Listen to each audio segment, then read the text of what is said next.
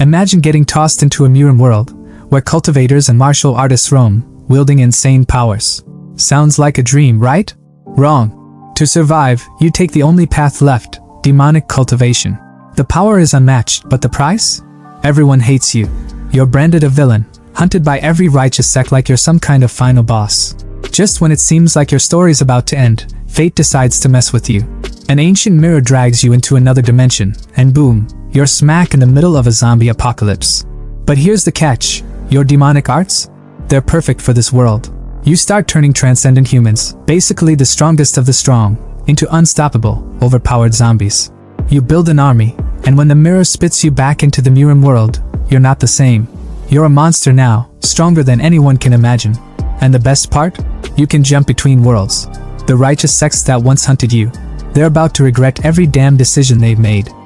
It all starts in Shinhee City, where rumors are spreading like wildfire about the notorious Wuji sect, infamous for their gruesome demonic arts. Fear grips the city, but some reassure the crowd that righteous cultivators have arrived to destroy the sect. Meanwhile, a mysterious figure passing by overhears everything with some kind of secret technique. He pauses, tilts his hat and turns back. He mutters, "Looks like I can't stay here for long.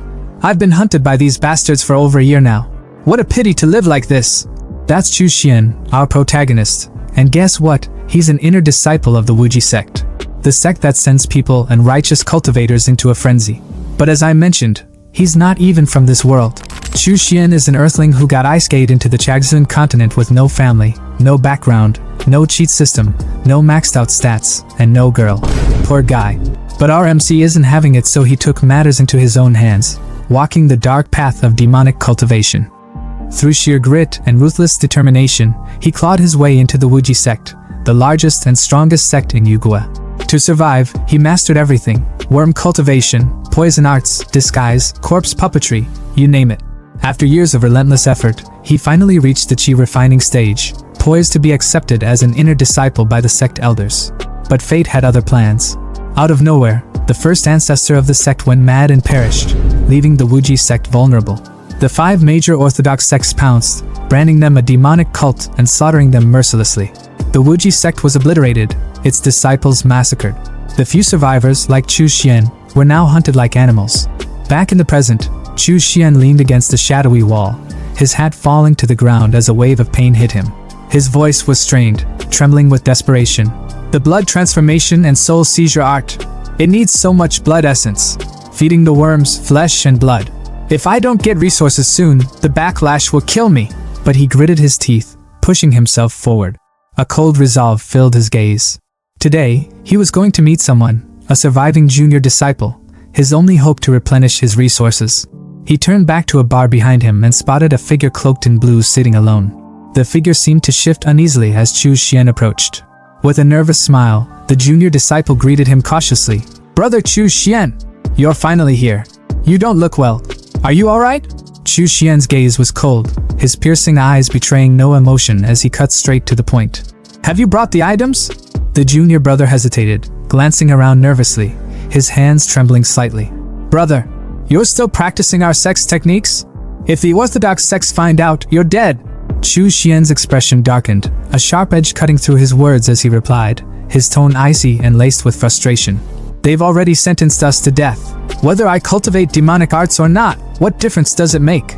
The junior disciple's hands fumbled as he handed over a bag of demon beast blood beads, their crimson glow reflecting in Chu Xian's eyes. But then, a chill ran down his spine. His instincts screamed at him, his body tensing as he discreetly activated his listening technique. The tiny snail embedded in his ear came alive, and what he heard sent a surge of cold fury through him. "Using a traitor to lure out these Wuji stragglers. It never fails. Once we capture him, strip him of his belongings and drain him dry, we'll be rich." Betrayal. Chu Xian's knuckles turned white as he clenched the beads, his calm exterior masking the storm brewing within. "Junior brother, I still need the blood spirit pills. Can you get them?"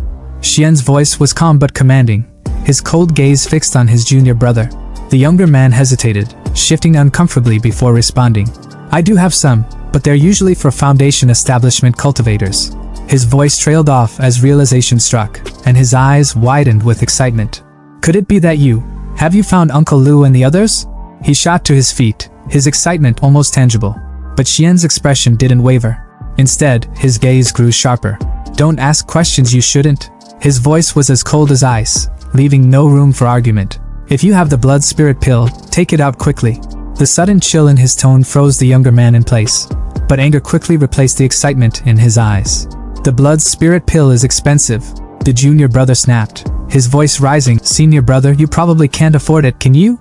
But then, a sly grin crept across his face as he leaned in slightly, his voice dropping to something more calculated. If you take me to Uncle Lou, and we get protection from a foundation-building cultivator like him, I'll give it to you for free. He paused for a moment to let his words sink in before adding, I'll even throw in a middle-grade spirit stone.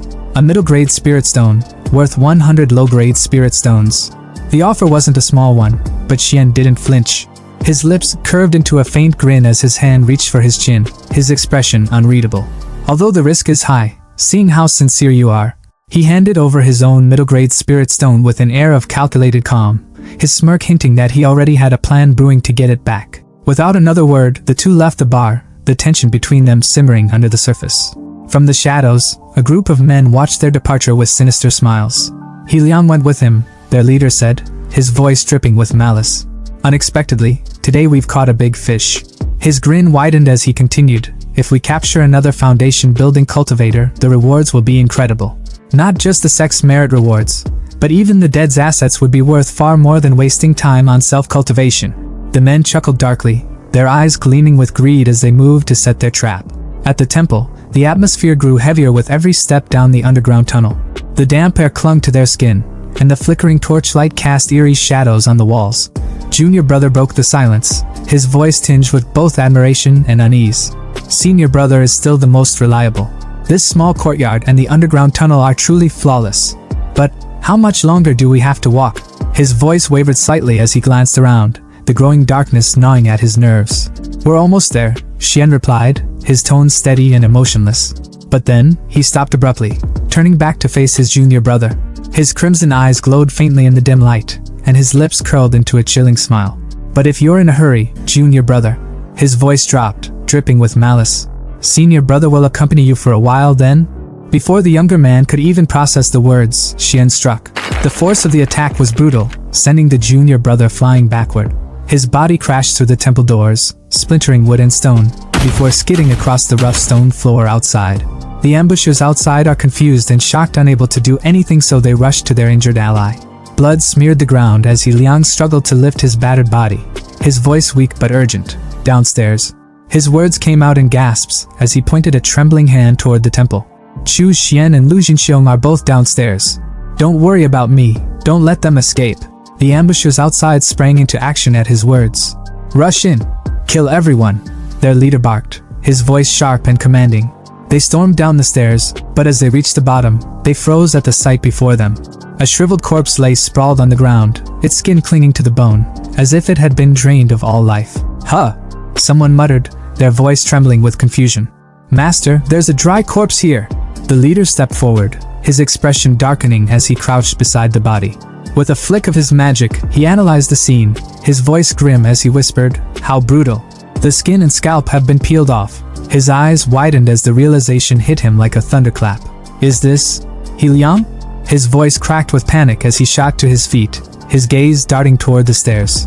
The one outside is Chu Xian. Head back. We've been tricked. Far away, outside Jinghe City, Xian tore off the human leather mask, his face twisting in disgust as he tossed it to the ground.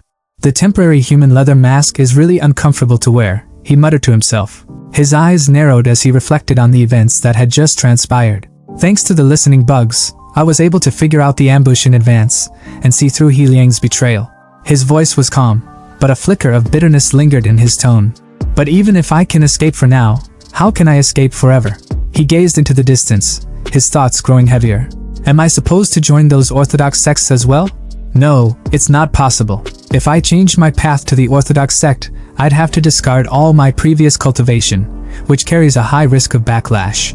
More than that, with my aptitude, cultivating righteous techniques might mean I'd never even reach the foundation building stage. Only demonic arts, with their low thresholds and quick results, can give someone like me a chance at immortality.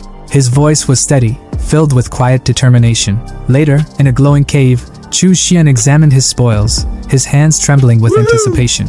Among them was a mysterious artifact from the Wuji sect's treasure vault. As he activated it, a vision of a ruined, apocalyptic city appeared, sending a jolt of shock through him. Why does this look like Earth? My Earth, but destroyed. What the hell happened? Before he could react, the artifact pulled him in, and he stumbled into the desolate wasteland, his eyes widening in horror at the scene before him. A zombie gnawing on a corpse. Zombies? What the hell is this? The undead swarmed him, their groans chilling his blood, but Chu Xian's survival instincts roared to life. Blood-red worms erupted from his hands, slicing through the zombies with savage precision. He watched in stunned amazement as the worms thrived on the zombies' flesh, a twisted hope igniting within him. Wait, could zombies count as living beings? If I use their flesh and blood to cultivate my techniques and feed the worms? His dark grin returned, his heart pounding with exhilaration as the worms feasted. This entire city, no, this entire planet will become my resource pool. Killing zombies won't provoke heavenly punishment. I can cultivate freely. I can finally pursue what I never dared dream of before. Immortality. As more zombies charged toward him, Chu Xian stood tall, his blood worms writhing in anticipation. His voice was calm but resolute, filled with unshakable determination. Eternal life, no matter the cost. On a mountain of rotting zombie corpses, Chu Xian stood tall, his long robe stained with blood and his crimson eyes gleaming with satisfaction. A grin tugged at his lips as he declared, "In just a short while, I've broken through from the 4th to the 5th layer of qi refining. This place truly is a holy land for cultivating demonic arts." Below him, weak zombies aimlessly shuffled, searching for prey. Chu Xian glanced down at them, unimpressed. However, personally hunting down zombies to absorb their energy is too damn troublesome. It's time to try refining some corpses to do the work for me. He rubbed his temple and sighed, his disdain evident. But refining corpses requires strong bodies filled with deep resentment as the material. Only then will the refined corpses have good potential. His gaze returned to the pathetic zombies beneath him. Their sluggish movements and empty eyes annoyed him. These guys? Worthless trash. Impossible to work with. Straightening his posture, he crossed his arms behind his back in a commanding Napoleon pose and announced, "Oh well, for now, I'll use this place as a temporary base. In such a large mall, I should be able to find new suitable targets." The scene shifted to a bespectacled man, his face pale with fear, surrounded by a horde of hungry zombies. He screamed desperately, "Tiger bro, please save me!" His eyes darted to a blonde man standing smugly on the upper floor, clutching a bag of supplies. "Didn't you say that as long as I distracted the zombies, you'd come save me once you finished collecting the resources? My mom and sister still need me. I can't die here." But the blonde man's response was anything but sympathetic. With a wicked smile, he taunted, "Oh dear, I think I forgot to tell you. Your mom died yesterday. How could the Linquan gang waste resources on a 60-year-old woman?" The bespectacled man froze in disbelief, his voice trembling. "What did you say?" The blonde man shrugged nonchalantly, turning to leave. "Thank you for sacrificing your life for me. After you die, I'll take care of your sister." The bespectacled man screamed in despair as the zombies closed in, ripping into his flesh. With his dying breath, he cursed, "Tang Hu, you'll definitely receive your retribution." But Tang Hu, the blonde man, only chuckled darkly as he dashed off with his supplies. "Humph, what retribution? The rules of this world have always been survival of the fittest." Unbeknownst to him, someone was watching. From the shadows, Chu Xian observed the scene with a calculating gaze. A twisted plan formed in his mind as he muttered to himself, Wait a moment, this man's physique is quite impressive. Perfect material for refining a corpse." Tang Hu stopped in his tracks, sensing danger. He turned to see Chu Xian standing eerily still, his strange outfit and aura instantly filling him with unease. Pulling out a dagger, Tang Hu snarled, "Who the hell are you?" Chu Xian's lips curled into a sinister smile. "I mean, your physique is quite good. You'll make a fine servant for me." Tang Hu's face twisted in anger. "You're courting death," he roared, lunging at Chu Xian with his dagger. But before the blade could reach its target, a red flash sliced through the air. Tang Hu stumbled back in shock, staring at his broken dagger. The source? A bloodworm, writhing and biting the blade into pieces. Tang Hu clutched his bleeding palm, his confidence shattered. Fear crept into his voice as he thought, "This man, he can control insects? Is he a transcendent being too? There's no way I can beat him." Quickly shifting tactics, Tang Hu put on his most charming smile. "My brother-in-law is Zhao Hong of the Linquan gang. For his sake, let me go. You can even have this bag of supplies." Chu Xian raised a brow, unimpressed. "The Linquan gang? Tang Hu nodded eagerly. Don't you know? The Lingquan gang is the largest organization in Dongwu City. My brother-in-law, Zhao Hong, is the leader and a transcendent. He's 10 times stronger than me. Chu Xian chuckled darkly, his voice laced with mockery. If he's only 10 times stronger than a mere mortal like you, then there's nothing to worry about. Before Tang Hu could respond, Chu Xian's bloodworms lashed out, binding him in midair. Tang Hu screamed in terror as he was dragged toward a golden ritual cauldron, surrounded by glowing red sigils and 4 skulls. Once I use my secret technique on you, Chu Xian explained coldly, you'll become a sturdy corpse soldier. Tang Hu thrashed against the bloodworms, his voice breaking. Wait. We have no enmity between us. Why are you trying to kill me? Chu Xian leaned in close, his voice a chilling whisper. Didn't you just say? The rule of this world is survival of the fittest. Killing someone like you won't even diminish my karma. With a flick of his finger, Chu Xian released Tang Hu into the bubbling cauldron. Tang Hu's screams of agony echoed through them all, fading as his body dissolved into the boiling liquid.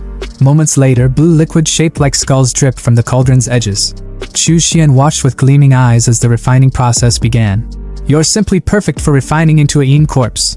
The Vajra corpse refining technique of the corpse puppet sect will make you impervious to blades and spears, with immense strength. Once complete, you'll rival a chi refining stage cultivator. 3 days later, a red hand with sharp claws emerged from the cauldron. Tang Hu had been reborn, a grade 2 corpse soldier with glowing red eyes and a fiery crimson light burning in his stomach. Chu Xian clapped his hands, grinning. I can't believe my first corpse refinement was such a success. Summoning a magical tool in the form of a red tower. Low-grade magical tool, corpse nurturing tower. Used for storing, nurturing, and appraising yin corpses, Chu Xian shouted. Appraisal! The tool analyzed the new yin corpse and returned its details. Grade 2 corpse soldier. Innate spells, bloodthirst technique, golden light incantation.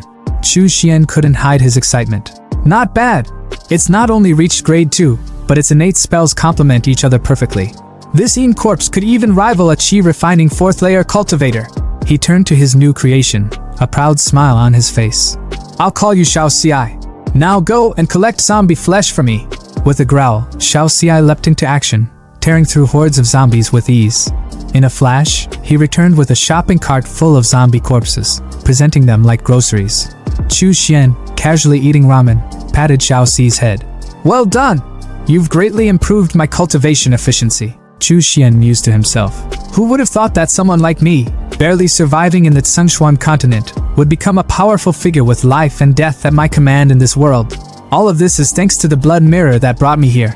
His expression darkened slightly as he glanced at the now pitch-black mirror.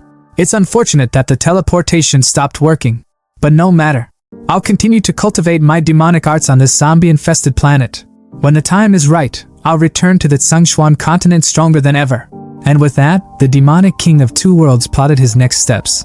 The Haohai Hotel is where it all begins, a high-rise bloodbath waiting to happen. Here, we find a trembling guy in a green jacket bowing his head trembling in fear. He's stammering apologies to a man who looks like Toji Fushiguro's terrifying long-lost cousin. But he isn't the real boss here though. The real boss is Zhao Hong, the Lingquan gang leader, and let's just say his patience ran out about 3 weeks ago. Zhao Hong, seated like an emperor with his wolf beast by his side and a girl draped on his arm, stares down the green-jacketed fool with a face so serious and a head so shiny it reflects light itself. You promised me you'd find out what happened to Tang Hu within half a month, he growls, his voice low and menacing. The guy in the green jacket, practically collapsing under the pressure, drops to his knees, begging, Boss! But Zhao Hong isn't having it. He leans forward, his tone sharp enough to cut steel. It's already been a month! The room feels like it's shrinking, the air heavy with tension. Zhao's wolf beast steps closer, teeth bared, and the green jacket guy starts babbling like his life depends on it. Because, well, it does. Boss, I've found out. Brother who went missing at Zairanfa Mall, but it's dangerous there. 2 of my men already went missing investigating it, and I think there are advanced zombies there. You can't blame me. Only you, boss, can deal with those. For a moment, it seems like Zhao Hong might spare the guy. He even pets his wolf beast, looking almost thoughtful. You're right, he says, his voice calm like the eye of a storm. It's not your fault. After all, you're not a superhuman.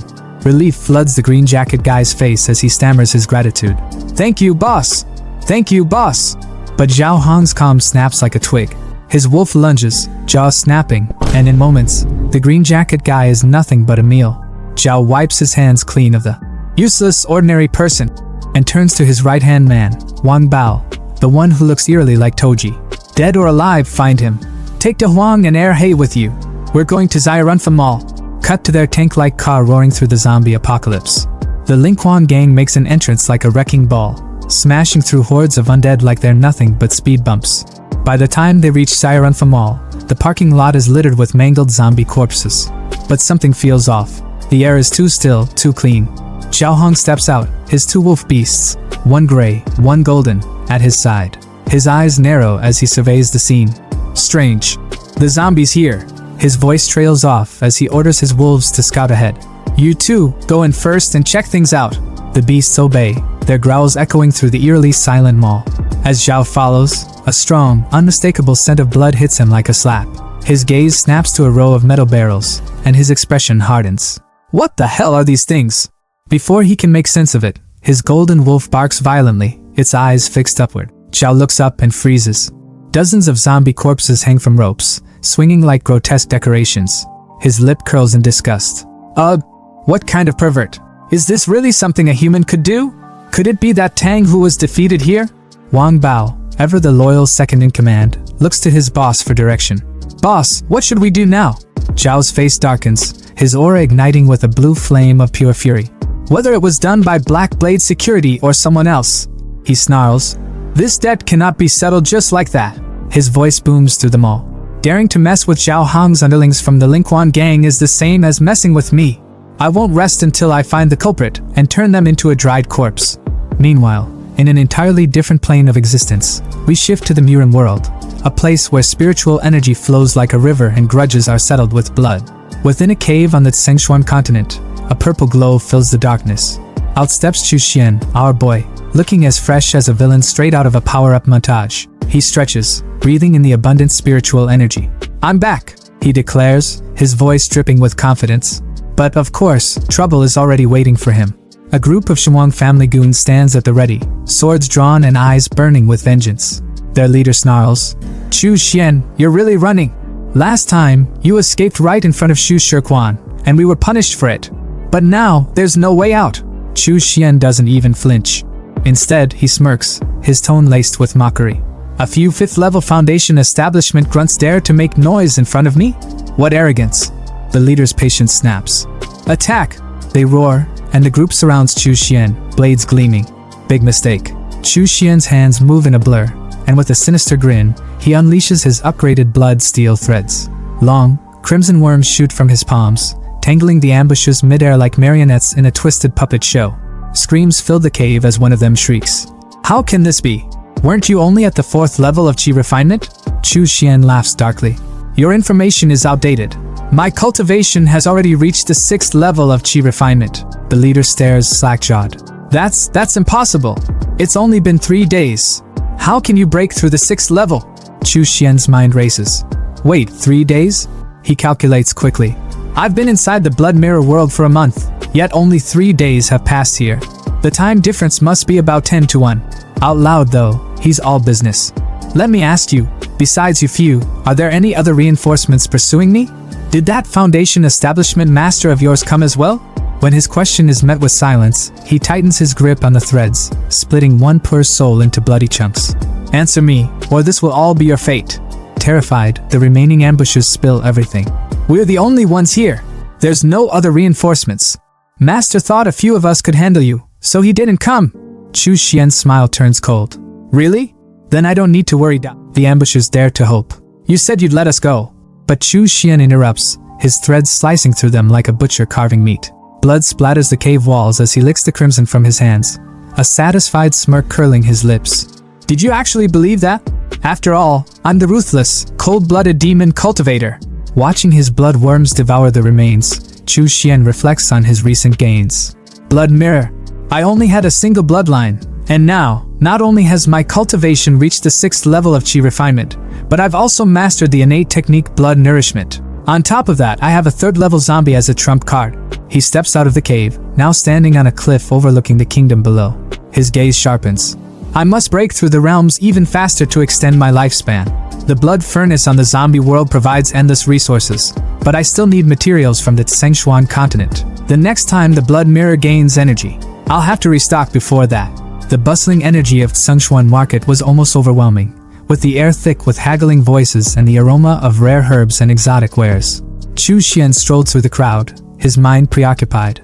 He silently calculated his inventory, thinking about the materials he'd gathered for refining the corpse. He had the rare heavenly treasures locked down, but the most essential item? Nowhere to be found in the usual markets. He'd need to dig deeper, find the right channels. His thoughts were abruptly interrupted when his sharp eyes caught something familiar glinting under the sun at a vendor's stall. His heart skipped a beat. What the hell? That's the Wuji sex token, the withered bone. His eyes narrowed as he approached the vendor, his face a careful mask of indifference. Fellow Taoist, he said casually. How much for one of those Silong melons over there? The vendor, a rough-looking guy with a slick, gangster-like expression, glanced at him lazily. 7, no, 2 small spirit stones each. Chu Xian raised an eyebrow, incredulous. 2? What, is the melon skin made of gold, or is the flesh gold? You running a luxury market here? The vendor smirked. You think it's expensive? I think it's expensive too. But these melons? They're scavenged directly from the ruins of the Wuji sect. You won't find these anywhere else. Pick one for me.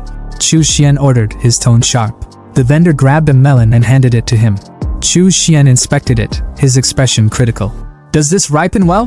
What about the seeds? The vendor looked slightly annoyed. I run a herb stand, not a melon farm. How should I know? Chu Xian's gaze darkened. I'm asking you, does it ripen well? The tension was palpable, and the vendor's demeanor shifted. He lowers his voice. If you're willing to pay top price, I've got even better quality stock in the warehouse out back. All right, Chu Xian said, his voice low but firm. Take me there. Once in front of his house, the vendor's tone became respectful. May I ask which senior brother I have the honor of speaking to? Chu Xian removed his hat, revealing his identity. Chu Xian. The vendor's eyes widened in disbelief. Senior brother Chu? It's really you. I'm Qianlong. I joined the Wuji sect in the same batch as you. You probably don't remember me, but I've always admired you. Among us grassroots outer disciples, you were the one who stood out the most. I never thought I'd be exchanging secret signals with the legendary senior brother Chu. Qianlong practically buzzed with excitement, circling Chu Xian like an overzealous fanboy. Uncle Lu and the other senior brothers are hiding in the Wu family manor in Taiping Town. When we heard 3 days ago that you killed that traitor He Liang, it gave everyone hope. You're a legend, senior brother. Chu Xian scoffed, his tone cold. So the third elder's direct disciple, Uncle Lu Jinxiong, is still alive, hiding in plain sight within Shigang sect territory. Clever. No wonder they haven't found him. Qianlong's enthusiasm didn't waver. Senior brother Chu, you should join us. Us Wuji sect cultivators need to stick together now more than ever. Chu Xian waved him off. I'm just here to buy something. Qianlong's face fell slightly, but he composed himself. What are you looking for? I need a blood transformation grand array. The words hit the air like a hammer, and Qianlong froze, his face twisting in shock and horror. What? Chu Xian remained unfazed as he explained. The blood melting formation is a tool often used by demonic cultivators for large-scale blood sacrifices. It's infamous for its ability to refine the 10,000 souls blood pearl, used to lay a powerful foundation. There was even a demonic sect leader who once sacrificed 300,000 lives to cast a citywide blood melting formation. It's simple yet devastating, capable of mass murder even when wielded by someone in the chi refining stage. But, and here, his voice dropped chillingly, I'm not planning anything that extreme. I'd deploy it on a zombie-infested planet, no harm to the heavens, and it might even earn me some merit. Qianlong looked pale, his voice trembling. Brother Chu, the 5 major sects are cracking down hard on anything related to demonic arts. If you activate that formation, they'll come for you. Chu Xian's gaze hardened. That's not your concern. Do you have it or not? Qianlong hesitated before mumbling. I know someone who does. They soon arrived at a secret Wuji sect stronghold, where a towering, jacked man stood like a sentinel. Su Ming, once ranked 11th among the inner disciples, greeted them with a sneer. The blood melting formation? Yeah, I have it. But why should I sell it to you, Chu Xian? Chu Xian's eyes narrowed, his thoughts racing. Of course, it had to be Su Ming. They'd butted heads plenty in the past over resources, and it was clear Su Ming was relishing the thought of seeing him fail. But not this time. Chu Xian reached into his bag and pulled out his trump card, an entire sack of glimmering blood pearls. Qinlong and Su Ming's jaws dropped. Blood pearls? So many? How many lives were sacrificed for this? Another voice chimed in, dripping with awe. To refine this many blood pearls under the Shigang sect's watch, Junior Brother Chu's power has surpassed all of ours. It was Wei Hua, ranked 12th among the inner disciples. Su Ming's thoughts churned with frustration. Damn Chu Xian, always outshining him. Fine, he sneered. 200 blood pearls, and the formation is yours. Chu Xian gave a cold laugh. Greedy, aren't we? Wei Hua stepped in, his tone reasonable. A basic formation like this used to go for 80 blood pearls tops. Su Ming, we're all from the same sect. This is unreasonable. But Su Ming wasn't backing down. Even between brothers, accounts need to be settled clearly. I'm the only one with the blood-melting formation, and without it. Chu Xian cut him off, his voice laced with quiet menace. Su Ming, are you misunderstanding something? That formation is worthless if you can't use it, which means it's already devalued.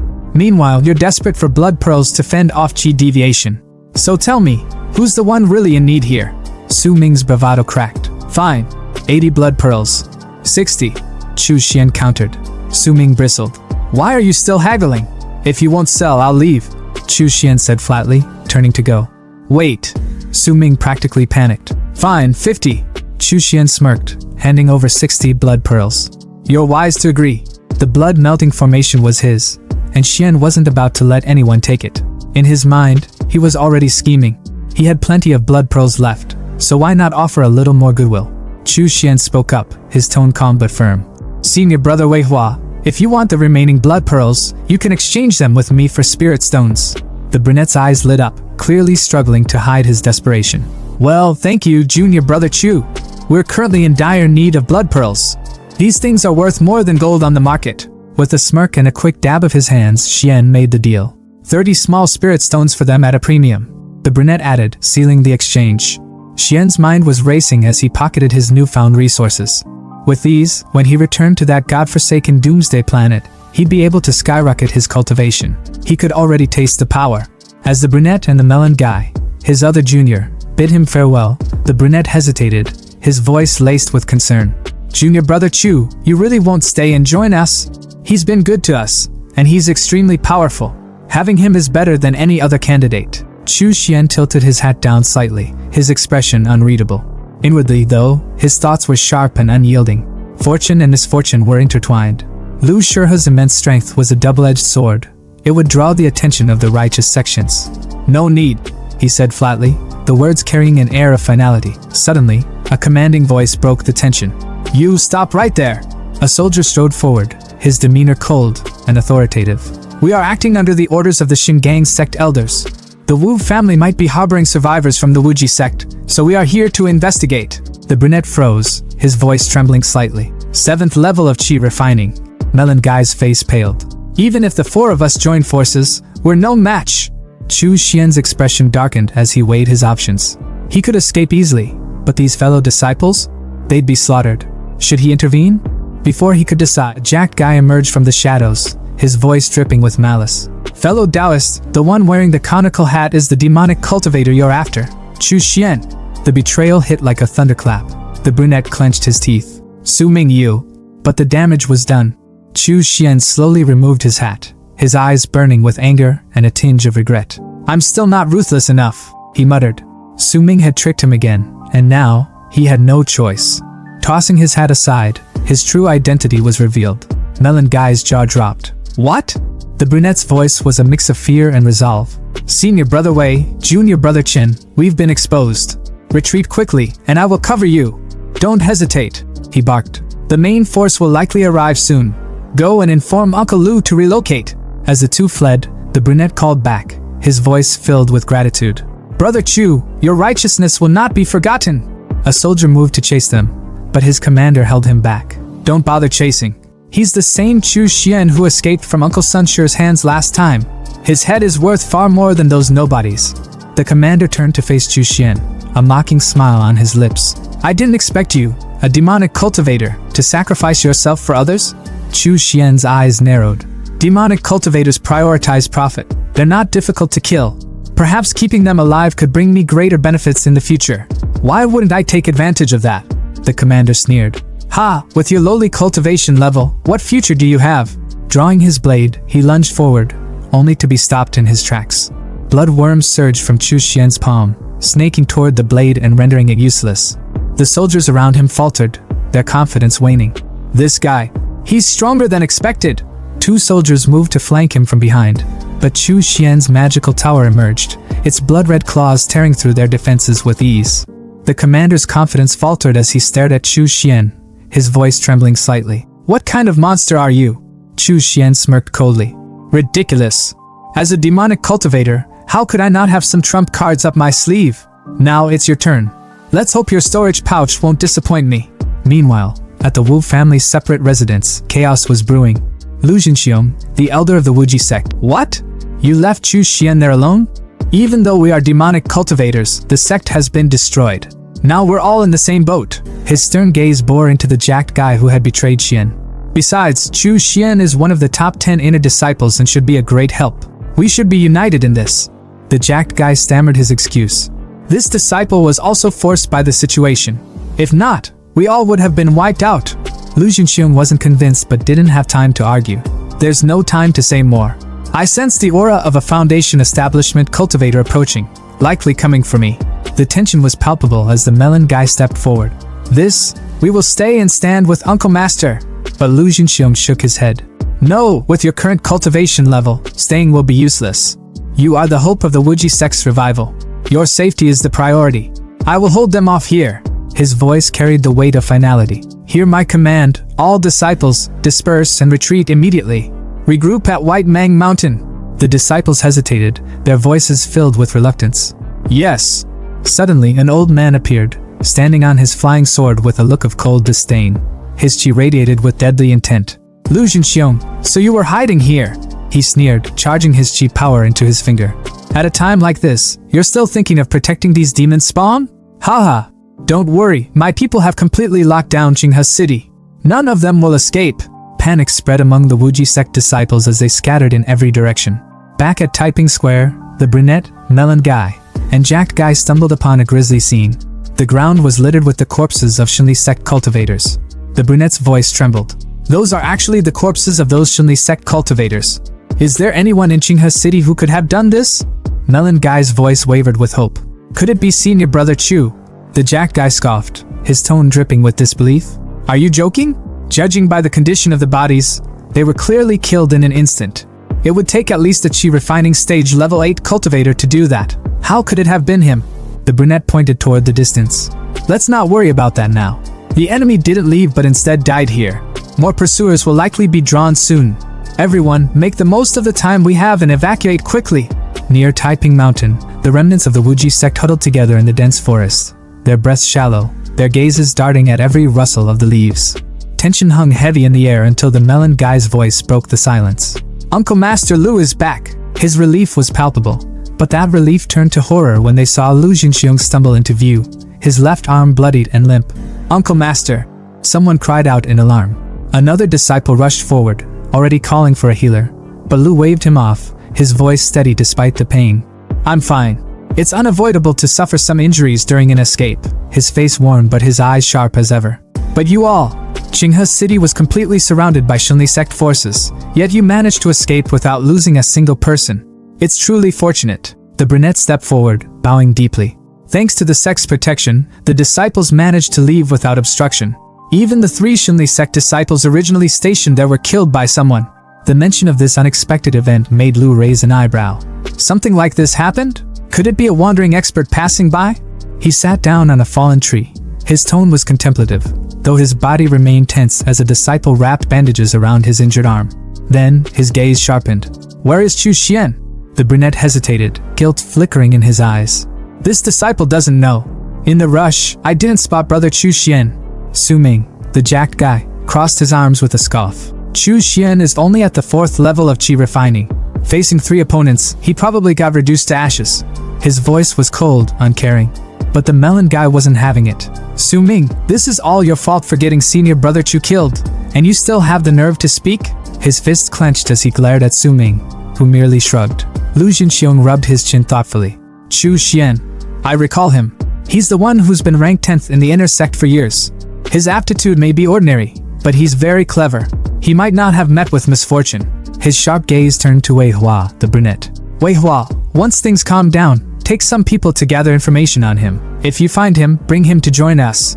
It's good to have some support. Since the sex destruction, he's been wandering alone. I can't imagine how difficult things must be for him now. Meanwhile, Chu Xian wasn't exactly struggling. In a dimly lit cavern, he sat cross-legged, grinning from ear to ear as he counted his spoils. Ha ha ha, life is really getting better and better. He chuckled, his voice echoing in the cavern. 800 low-grade spirit stones, 2 mid-grade spirit stones. Spirit gathering formation and maze formation, suitable for setting up a cave dwelling. His fingers traced the edge of a small black flag, his smile turning wicked. Surprisingly, there's even a 10,000 souls banner. This is a notorious evil sect treasure. It's extremely harmful to one's karma. This mid-grade 10,000 souls banner must have required the slaughter of countless beings and the extraction of their souls to be refined. A righteous cultivator from the Shunli sect, actually greedy for its power, secretly kept it and refined it in the dark. His gaze darkened as he held the banner up to the dim light. However, it's perfect for me to take to the zombie planet, where there are plenty of zombies for me to extract souls from. Once the 10,000 souls banner is fully refined, tens of millions of ferocious ghosts will rise like a tide, becoming a powerful trump card. With a satisfied sigh, he stood up, stretching his arms. The items I need are all gathered. The blood mirror has been fully charged too. It's time to head back. With a flick of his wrist, he summoned the magical mirror, a portal of swirling purple energy opening before him. Zombie planet, here I come! On the other side, however, he was greeted with a scene that made his jaw clench. Smoke billowed from what remained of his base. The barrels of supplies he'd so painstakingly gathered reduced to ash.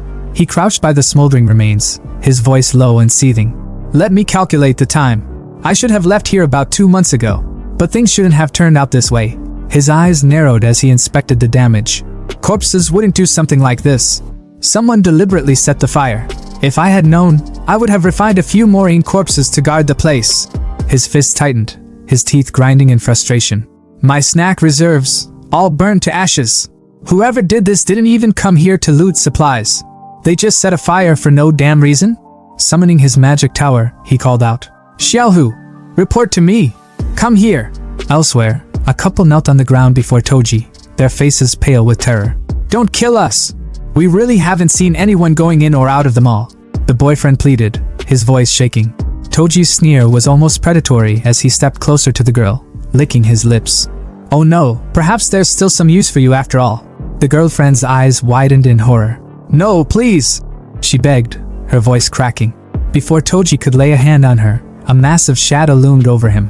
He turned slowly, his confidence evaporating as he stared up at Xiaohu, who towered over him like death itself. The couple didn't waste a second, scrambling to their feet and running as fast as they could. It's a high-level zombie, the boyfriend shouted in panic, his voice fading into the distance. Xiaohu leaned down toward Toji, mimicking the predator's earlier movements, and karma hit like a truck. Toji's legs shook as he stammered. No, don't. But then his eyes focused on the zombie's face, recognition dawning too late. Wait, this zombie. Tang Hu. His words were cut off as Xiaohu grabbed him by the collar like a rag doll, slung him over his shoulder, and dashed away, leaving a trail of smoke in his wake. Toji's scream was more pathetic than anything. Ow! Where are you taking me? Where are you going? Xiaohu didn't answer, of course, but when they arrived at Chu Xian's hideout, Toji was unceremoniously slammed to the ground, his head pinned under Xiaohu's massive hand. Chu Xian turned, his eyes lighting up with amusement. How you're back so soon, Xiaohu? He patted his undead companion affectionately, as if he were a loyal dog. Toji, trembling on the ground, stammered, Who are you? And why can you control Brother Hu? Chu Xian tilted his head, unimpressed. So what if I can? You know Xiaohu? Could it be that you're also part of the same gang? Was it your people who burned down this place too? Toji, shaking but still have the balls to say, Yes, so what about it? Chu Xian's expression darkened, his tone turning icy. I haven't caused any trouble here yet, but instead, others have already troubled me. His eyes glowed crimson as his aura intensified.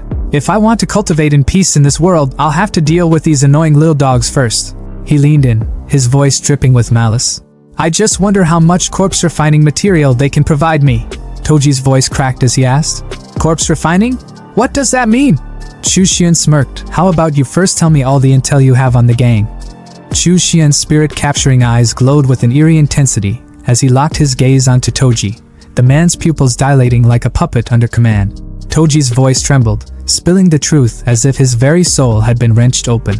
My name is Wang Bao, he confessed, his words robotic and devoid of resistance.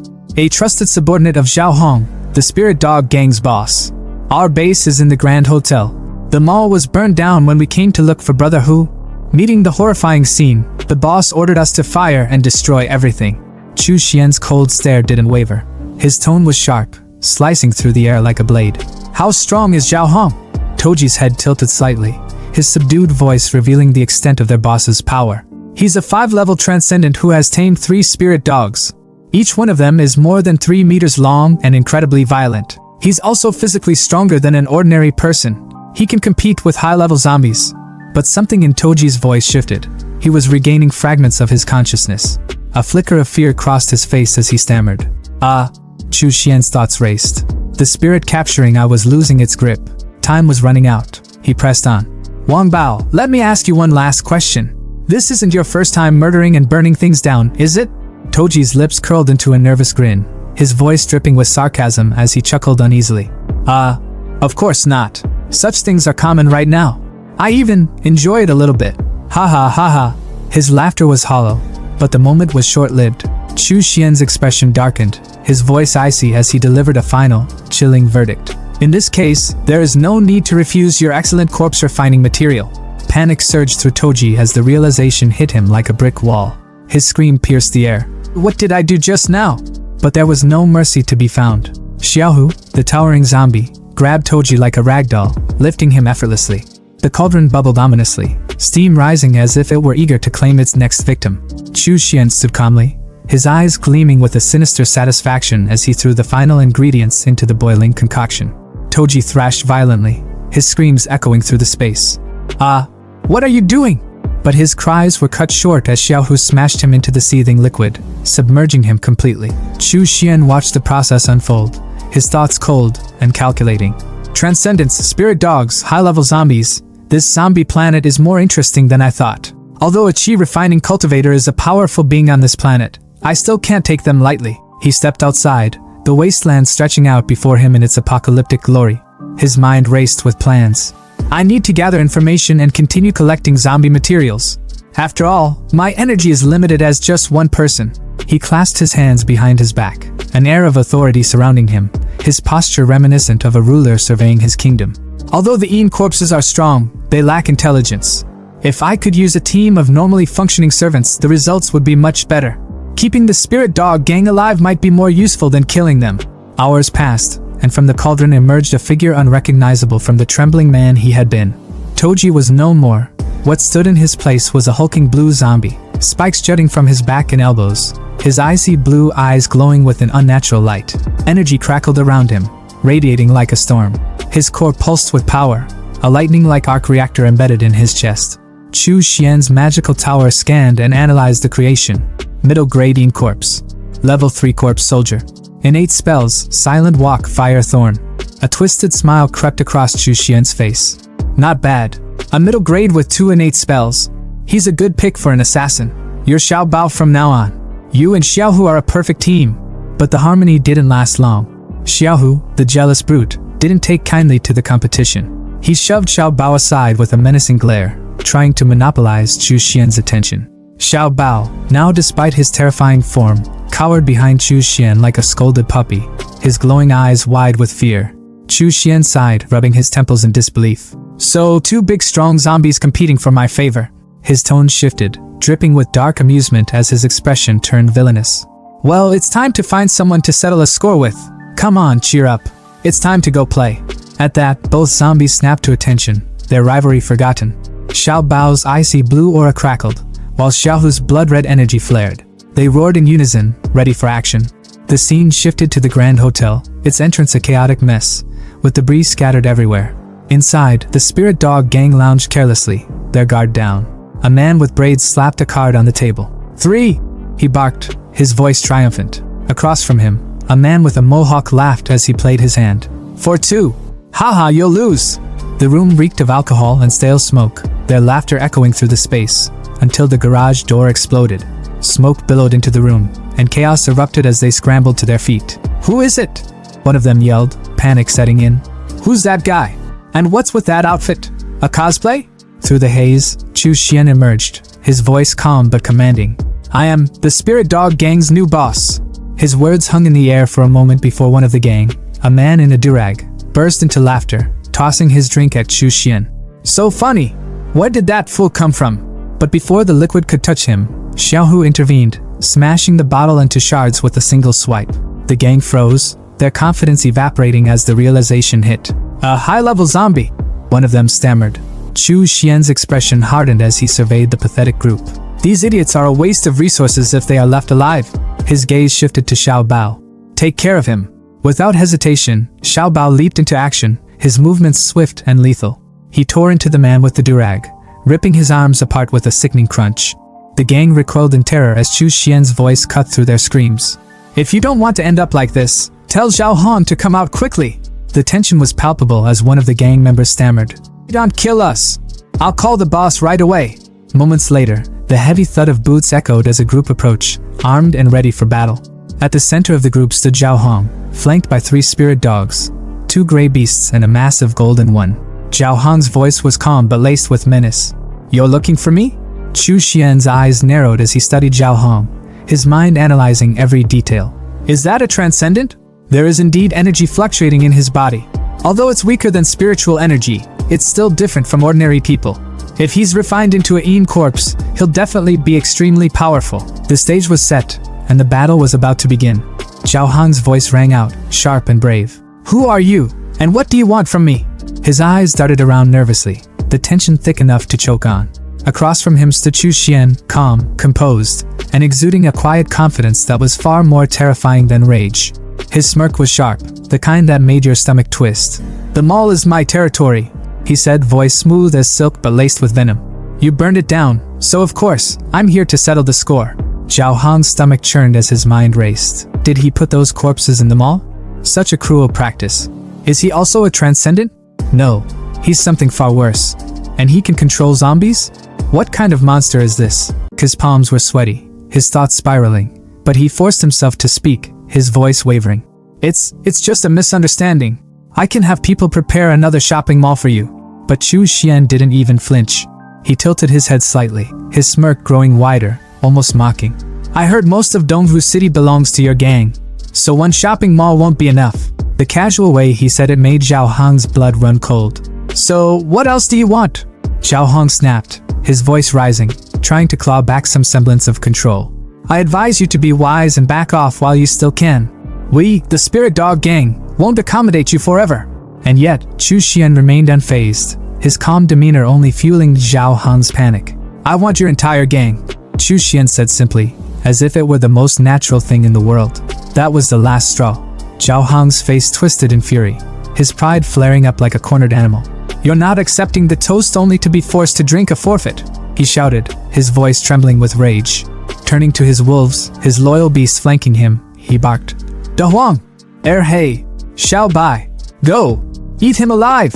The wolves didn't hesitate, their growls rumbling like thunder as they charged at Chu Xian, but Chu Xian didn't move. He simply stood there, watching, as a golden light suddenly flared to life around him, shimmering like an impenetrable shield. The first wolf lunged, its powerful jaws clamping down on the light, only for its fangs to shatter like glass. The beast yelped in pain, thrown backward by the force of the shield. Zhao Hong's eyes widened in disbelief. What the hell is that? He stammered. The golden light wasn't just luck, it was a skill. Xiao Hu, one of Chu Xian's loyal zombie servants, had activated Golden Light Incarnation, a skill that made Chu Xian untouchable. Before Zhao Hong could fully process what had happened, another figure appeared behind him, silent as a shadow. It was Xiao Bao, another of Chu Xian's zombies, moving with the precision of an assassin. His eyes burned with a cold, deadly light as he unleashed his ability, Yin Fire Thorn. The attack was aimed straight at Zhao Hong's back, but one of the wolves, loyal to the bitter end, leapt in the way, taking the brunt of the blow. The golden wolf collapsed, its fur scorched and smoking, and Zhao Hong staggered back, his mind spiraling into chaos. Thoughts were a frantic mess. It's Wang Bao, and the missing Tang Hu. What's going on here? He killed my spirit dog in one move. That's not something a normal high-level zombie can do. Hey! Xiao Bai! Protect me! Zhao Hong screamed, his voice cracking with desperation. But even his remaining wolves hesitated, their instincts screaming at them to back down from the overwhelming power radiating from Chu Xian and his undead servants. Chu Xian's voice sliced through the chaos, calm yet dripping with menace. Do you still want to use your dogs to block the blows for you? Even animals know to bow down to me. Do you want to become their next scapegoat, or will you be my subordinate? His words hit like a hammer, the weight of his dominance undeniable. But Zhao Hong wasn't ready to give up just yet. His pride reared its head one last time, and with shaking hands, he pulled out a pistol. Don't celebrate too early. No one can take my spirit dogs or my gang from me, he shouted, his voice trembling with rage and fear. He raised the weapon, aiming directly at Chu Xian. Die! The gunshots echoed through the air. Bam! Bam! Bam! But the bullets never reached their target. From Chu Xian's body, steel blood worms erupted, coiling through the air like living shields. The bullets ricocheted harmlessly off them, the projectiles flying back into Zhao Hong's own men. Screams filled the air as his subordinates fell, their lifeless bodies hitting the ground with sickening thuds. Zhao Hong's hand went limp, the gun slipping from his grasp as he stared in horror. Chu Xian tilted his head, his smirk returning. Is this your last resort? I was hoping for something more impressive. Zhao Hong's legs gave out, and he dropped to his knees, his voice breaking as he begged. The spirit dog gang is yours. Please spare me. Chu Xian's smirk didn't falter.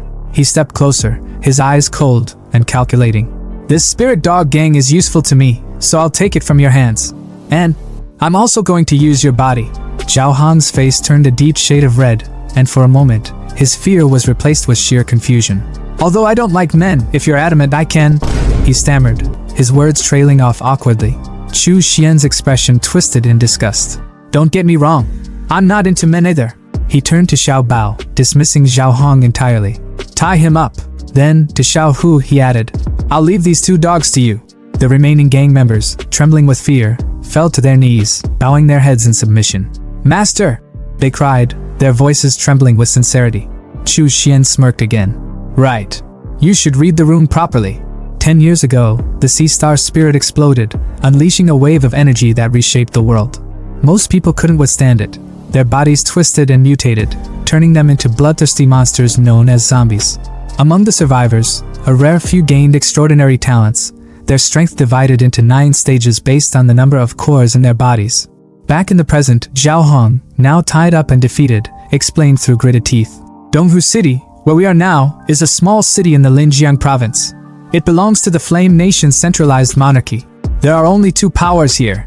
One is the Spirit Dog Gang, and the other is the Black Security Company. Chu Xian listened carefully, his expression unreadable. That's all I know, Zhao Hong added, desperation creeping into his voice. Is there anything else you want to know? Whatever it is, I'll find it. Chu Xian waved a hand dismissively. Xiao Bao, take him to the medicinal bath. Zhao Hong's eyes widened. Medicinal bath? His protests turned into panic screams as Xiao Hu and Xiao Bao dragged him away. Big brother, didn't you say you'd spare me? Chu Xian sipped his drink, watching the chaos unfold with amusement. The medicinal bath this time is the best one I've been able to get. After soaking for a few days, his talent will come into play. He leaned back, savoring the moment. And it's the perfect chance to set up the blood battle array for a blood sacrifice. Modern food and drinks really are better. Outside, Chu Xian soared through the air on his flying sword, drink in hand, surveying the desolate city below. His sharp eyes caught movement on a rooftop. A group of survivors was fighting for their lives. 2 men strained to hold the door against the relentless pounding of zombies, while an old man stood behind them, trembling, clutching a white case to his chest. This stage 3 core was obtained at the cost of many lives. The old man whispered, his voice heavy with resignation. We can't lose it. Just take it and leave me. The man in sunglasses shook his head, his voice firm. Mr. Jing, you're the Linjiang Province Institute of Sciences chief. Your life is more important than ours. Don't worry.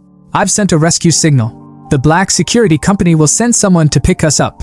The old man sighed, his shoulders sagging. Alas, the world has changed. If you want to be rescued, it will be hard. The door behind them splintered and burst open. A wave of zombies poured through, their growls deafening. The 3 survivors froze, their faces pale with despair. We're doomed. Out of nowhere, a sword shot through the air like a damn missile, slicing clean through the zombie lunging at the guy in green. But that wasn't all.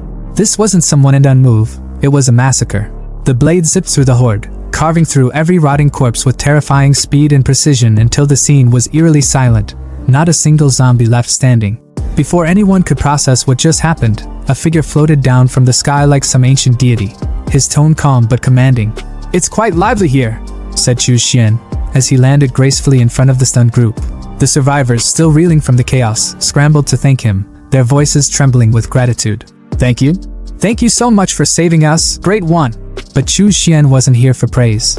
His sharp gaze locked onto the white case the old man was clutching like his life depended on it. "What's inside? Could it be that these zombies were after this?" he asked, his voice laced with curiosity and authority. The old man froze, stammering as if he'd just been caught hiding a state secret. The two men flanking him immediately raised their guard, their expressions hardening. It's a level 3 psionic core," the old man finally sputtered. "Originating from a level 3 zombie bear." That caught Chu Xian's attention. His eyes narrowed as he stepped closer. "Oh? Let me see." Without waiting for permission, he released a steel blood worm, his personal nightmare fuel, and it slithered out to snatch the case right out of the old man's hands. The group tensed but knew better than to resist. "Please don't take it away," the old man begged, his voice breaking with desperation. "The Life Sciences Research Institute depends on it. With this, we have hope of researching a weapon to counter the zombies, which concerns the entire." Chu Xian cut him off with a glance, opening the case to reveal a glowing green orb. He examined it with a critical eye, unimpressed. "So this is the energy core. It's not that impressive," he thought, his inner monologue dripping with disdain. "The energy inside is nothing compared to the spiritual energy within a small spirit stone." Without a second thought, he tossed the core back to the old man, who fumbled to catch it, his face a mix of shock and confusion. "Don't worry," Chu Xian said flatly. "I'm not interested in things at this level." The old man could barely process what he just heard. A level 3 psionic core. Insignificant? Who the hell was this guy? Before he could voice his disbelief, Chu Xian turned his attention back to the group. "You all, where have you come from?" he asked, his tone sharp. One of the men, sporting shades that screamed, "Badass wannabe," stepped forward. "We're from Linjiang Province, Linjiang Army. We're under orders to protect Professor Jing and bring back the psionic core." Chu Xian raised a brow. "Just the two of you?" he asked, skepticism dripping from his voice. The guy with the shades scoffed. "Of course not. The Black Blade Security Company will escort us out temporarily." The jacked guy in green, clearly less impressed with this plan, muttered, "If I may ask, what will the Linjiang Army be of use when coming here?" But before the conversation could spiral, Chu Xian's voice cut through, cold and dismissive. "The Linjiang Army?" he repeated, almost as if the name itself was beneath him. As they spoke, Chu Xian's thoughts wandered. Even the strongest cannot compare to the Wuji sect of the past. In these chaotic times, you never know when everything might fall apart. There's no need to intentionally make friends. But then, an idea struck him. "Help me with one thing," he said, his tone shifting slightly, "and I'll ensure your safe departure." The old man's eyes lit up with hope. "Really? We'll do anything you need." But then, as if remembering his position, he adjusted his glasses nervously. "However, we cannot do anything against regulations. That's our bottom line." Chu Xian smirked, already walking away. "You don't need to do much. Just stay on the rooftop. Attracting the zombies will be enough." Before they could protest, he removed the seal from the door, unleashing a horde of zombies below. The old man looked like he was about to have a heart attack, but Chu Xian waved off his panic. "No need to worry," he said casually. "I've already reinforced the door with a stone talisman. These zombies won't be able to break through. You can rest here for now." And with that, he stepped onto his flying sword and disappeared into the sky in a flash. Hovering above the chaos, Chu Xian pulled out his trump card, the 10,000 Souls banner. "Go!" he commanded, activating it with a wave of his hand. Crimson arrays lit up the ground below, forming a massive, birdcage-shaped barrier. The banner planted itself at the center of the attack, radiating raw power. Looking down at the horde of zombies crowding the mall like Black Friday shoppers, Chu Xian smirked. "With the psionic core attracting the zombies, you've saved me a lot of trouble," he muttered, satisfied. Returning to the rooftop, he addressed the trio. "Everything is ready. Time to take you out of here. I'll make sure of one thing first. Do you want to come with me?" The old man didn't hesitate. "We'll go with you," the jacked guy in green, still cautious, muttered. "Mister." But the old man reassured him. "No worries. If this great one wanted to harm us, even 10 lives wouldn't be enough. He wouldn't need to use any tricks." And just like that, Chu Xian wrapped them in his steel blood worm like some creepy, sentient roller coaster and took off on his flying sword. The trio screamed bloody murder the entire time, their terror echoing through the skies. By the time they landed, they were utterly drained, not from running, but from sheer emotional exhaustion. Chu Xian, unfazed, gestured for them to leave. Alright, you can go seek your rescue on your own now. I won't be accompanying you. The old man tried to stop him, bowing deeply. Thank you, Great One, for your immense kindness. May I ask your name, Great One?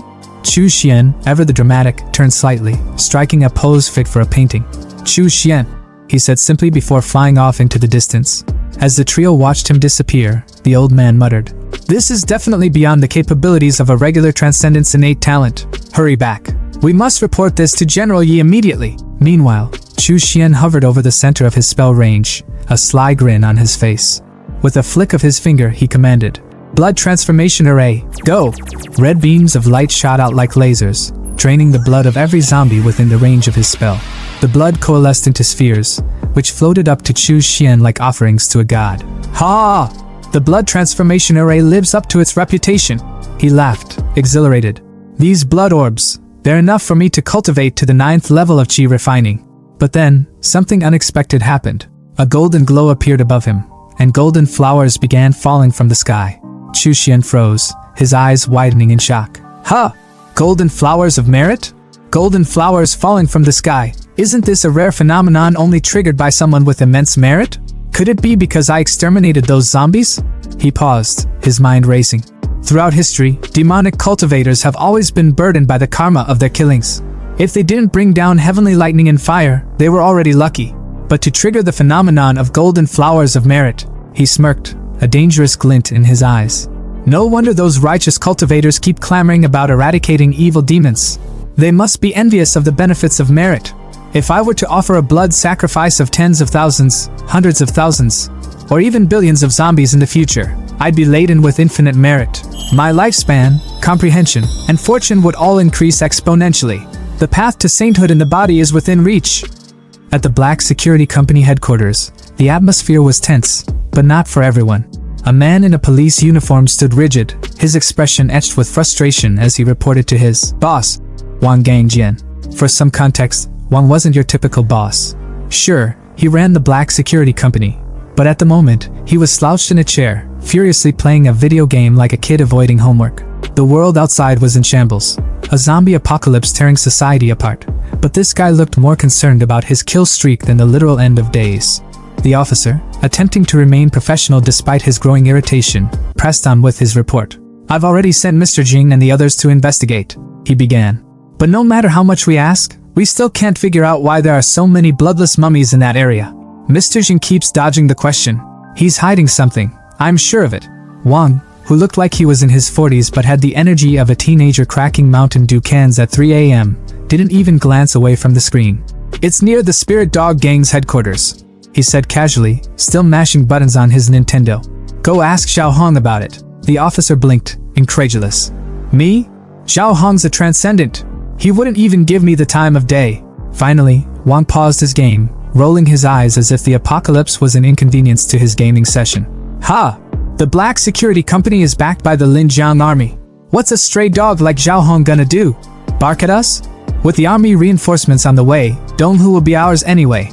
Who cares what he thinks? His confidence was palpable, even if his priorities were completely out of whack.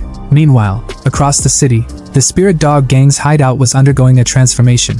The gang, now under Chu Xian's control, was a picture of loyalty, or so they thought. The scene was unexpectedly wholesome. A hot pot feast was in full swing, with steaming dishes of meat and vegetables laid out like a family dinner. A man with a mohawk haircut beamed as he announced, "Boss, dinner's ready!" Chu Xian, the new leader, picked up his chopsticks and surveyed the spread with calm satisfaction. But beneath his composed exterior, his thoughts were as cold and calculated as ever. These people still have their uses, he mused silently. Ean corpses lack the precision for tasks like this. As long as they remain useful, I'll keep them alive. There's no need to kill unnecessarily when there's merit in keeping them around.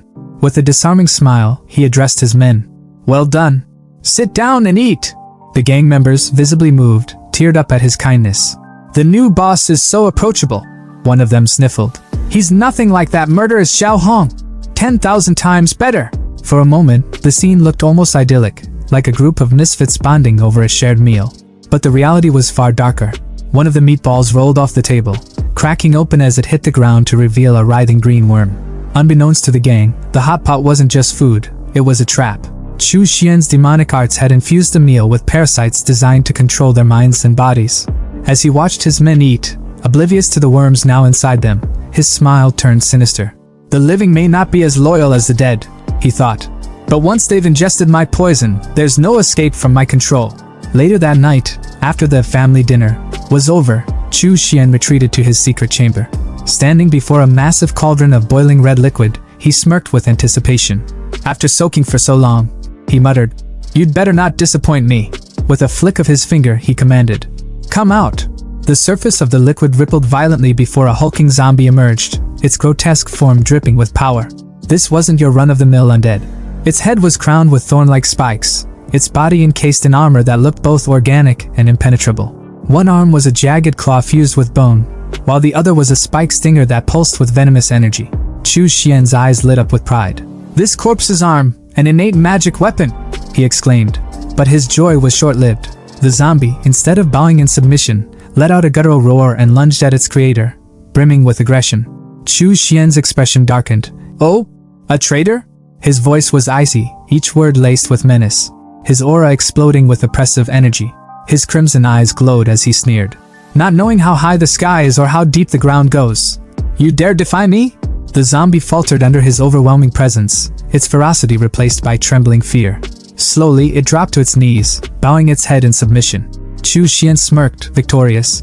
"That's better," he muttered, patting the zombie's head like a loyal pet. Using his magical tower, he analyzed his creation. High grade, level 7 corpse soldier. Innate spells, golden light, divine blade spell, corpse roar art, the tower reported. Chu Xian's pride swelled. "You didn't disappoint me after all," he said. "Your new name is Xiao Long." Calling over two other zombies, Xiao Hu and Xiao Bao, he issued his orders. "Take Xiao Long with you. Teach him the rules, what he can and can't do. Make sure he knows his place." The two roared in agreement, leading their new ally away. Elsewhere, near the Grand Hotel, a soldier from the Black Security Company stood atop a tank, surveying the eerie stillness with binoculars. The silence was unnerving. "Something's wrong," he muttered. "Why is it so quiet? The spirit dog gang's never been like this." His unease turned to panic when he spotted them, Chu Xian's elite zombie trio. "High-level zombies," he gasped. "And there are 3 of them. Even Zhao Hong's men are obeying them? Could Zhao Hong be dead?" His thoughts spiraled as he realized the implications. Has the spirit dog gang been wiped out already? His panic turned to sheer terror when Xiao Long's eyes locked onto him. The zombie's killing intent was suffocating. "Damn it," he stammered. "It saw me. I'm dead." But before Xiao Long could pounce, Xiao Hu stepped in, recalling Chu Xian's orders. In his mind, he replayed the master's command. "You're my men. The murders you commit will count as my own and affect my reputation. Don't kill anyone without my permission." Xiao Long reluctantly backed off, his chance for a first kill slipping away. The soldier, seizing the opportunity, scrambled into his tank and sped off, heart pounding. Once he was a safe distance away, he glanced back in disbelief. "It stopped chasing me?" he murmured, still shaken. Back at his lair, Chu Xian was in deep meditation, surrounded by glowing orbs of energy. As he absorbed their power, the orbs shattered, releasing waves of chi energy into his body. His eyes glowed red as he clenched his fists, exhilarated. "Chi refinement, 7th stage," he declared. "With my current power, I'm invincible below the foundation building stage." His mind raced with plans. To reach the foundation building stage, I need to compress my spiritual energy into liquid form. But the ingredients for the original foundation building pill are tightly controlled by the righteous sections. Demonic cultivators like me have to find another way. His solution? The soul flower, a rare and powerful ingredient cultivated through slaughtered souls. The last time I returned to the Sichuan continent, I prepared the seeds. This zombie-infested planet has no shortage of souls ripe for harvesting. Once I reach the 9th stage of chi refinement, I'll find the perfect place to grow the soul flower. As Chu Xian's ambitions grew, the city outside descended further into chaos. Wolves roamed the ruins, their howls echoing under the pale moonlight. Amid the destruction, a soldier fell prey to the pack. His arm and eyes are missing and the wolves' leader is standing tall and majestic under the shimmering glow of the full moon. The apocalypse wasn't just unfolding, it was thriving. The sunlight spilled over the broken city, illuminating the ruins that had once been filled with chaos and carnage. Now, there was a strange serenity. No zombies, no screams, just silence, like the calm before a storm. Inside what looked like a makeshift throne room, Chu Xian sat back in his chair, legs crossed, looking every bit like a boss who had conquered the apocalypse. His zombie subordinates knelt before him, their grotesque forms hunched in submission. He leaned forward slightly, his voice cutting through the quiet. "Are you saying you found a den of giant wolves on the highway? And they're planning to attack us?"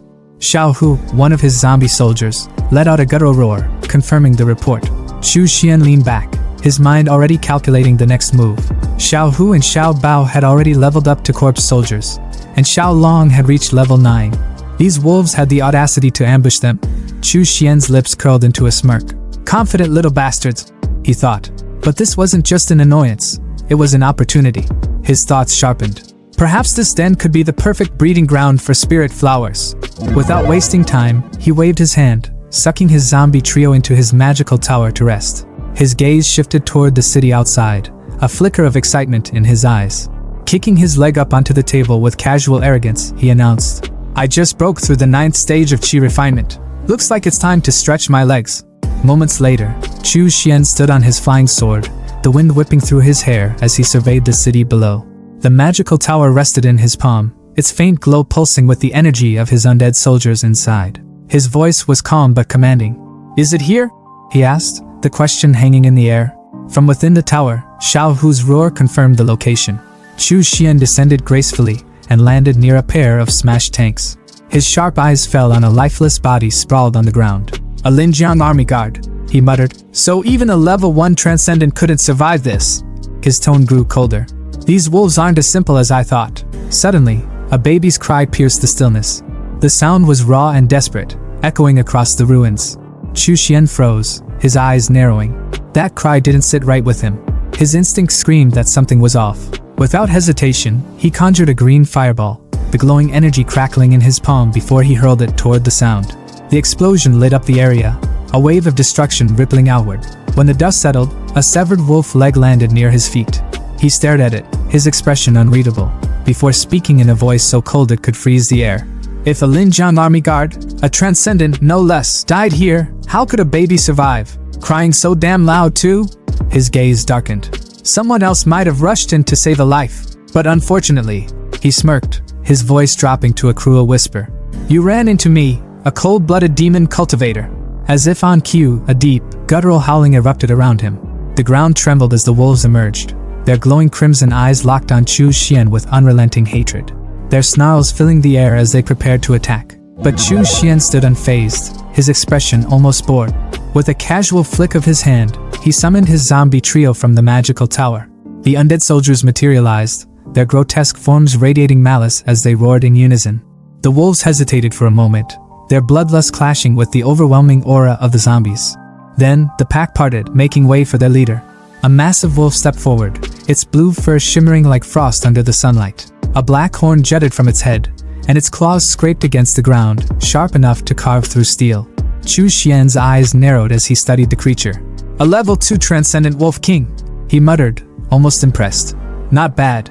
The wolf king let out an air-splitting howl, the signal for its pack to attack. The wolves surged forward like a tidal wave of fur and fangs, their howls tearing through the air. Chu Xian's voice cut through the noise, calm and commanding.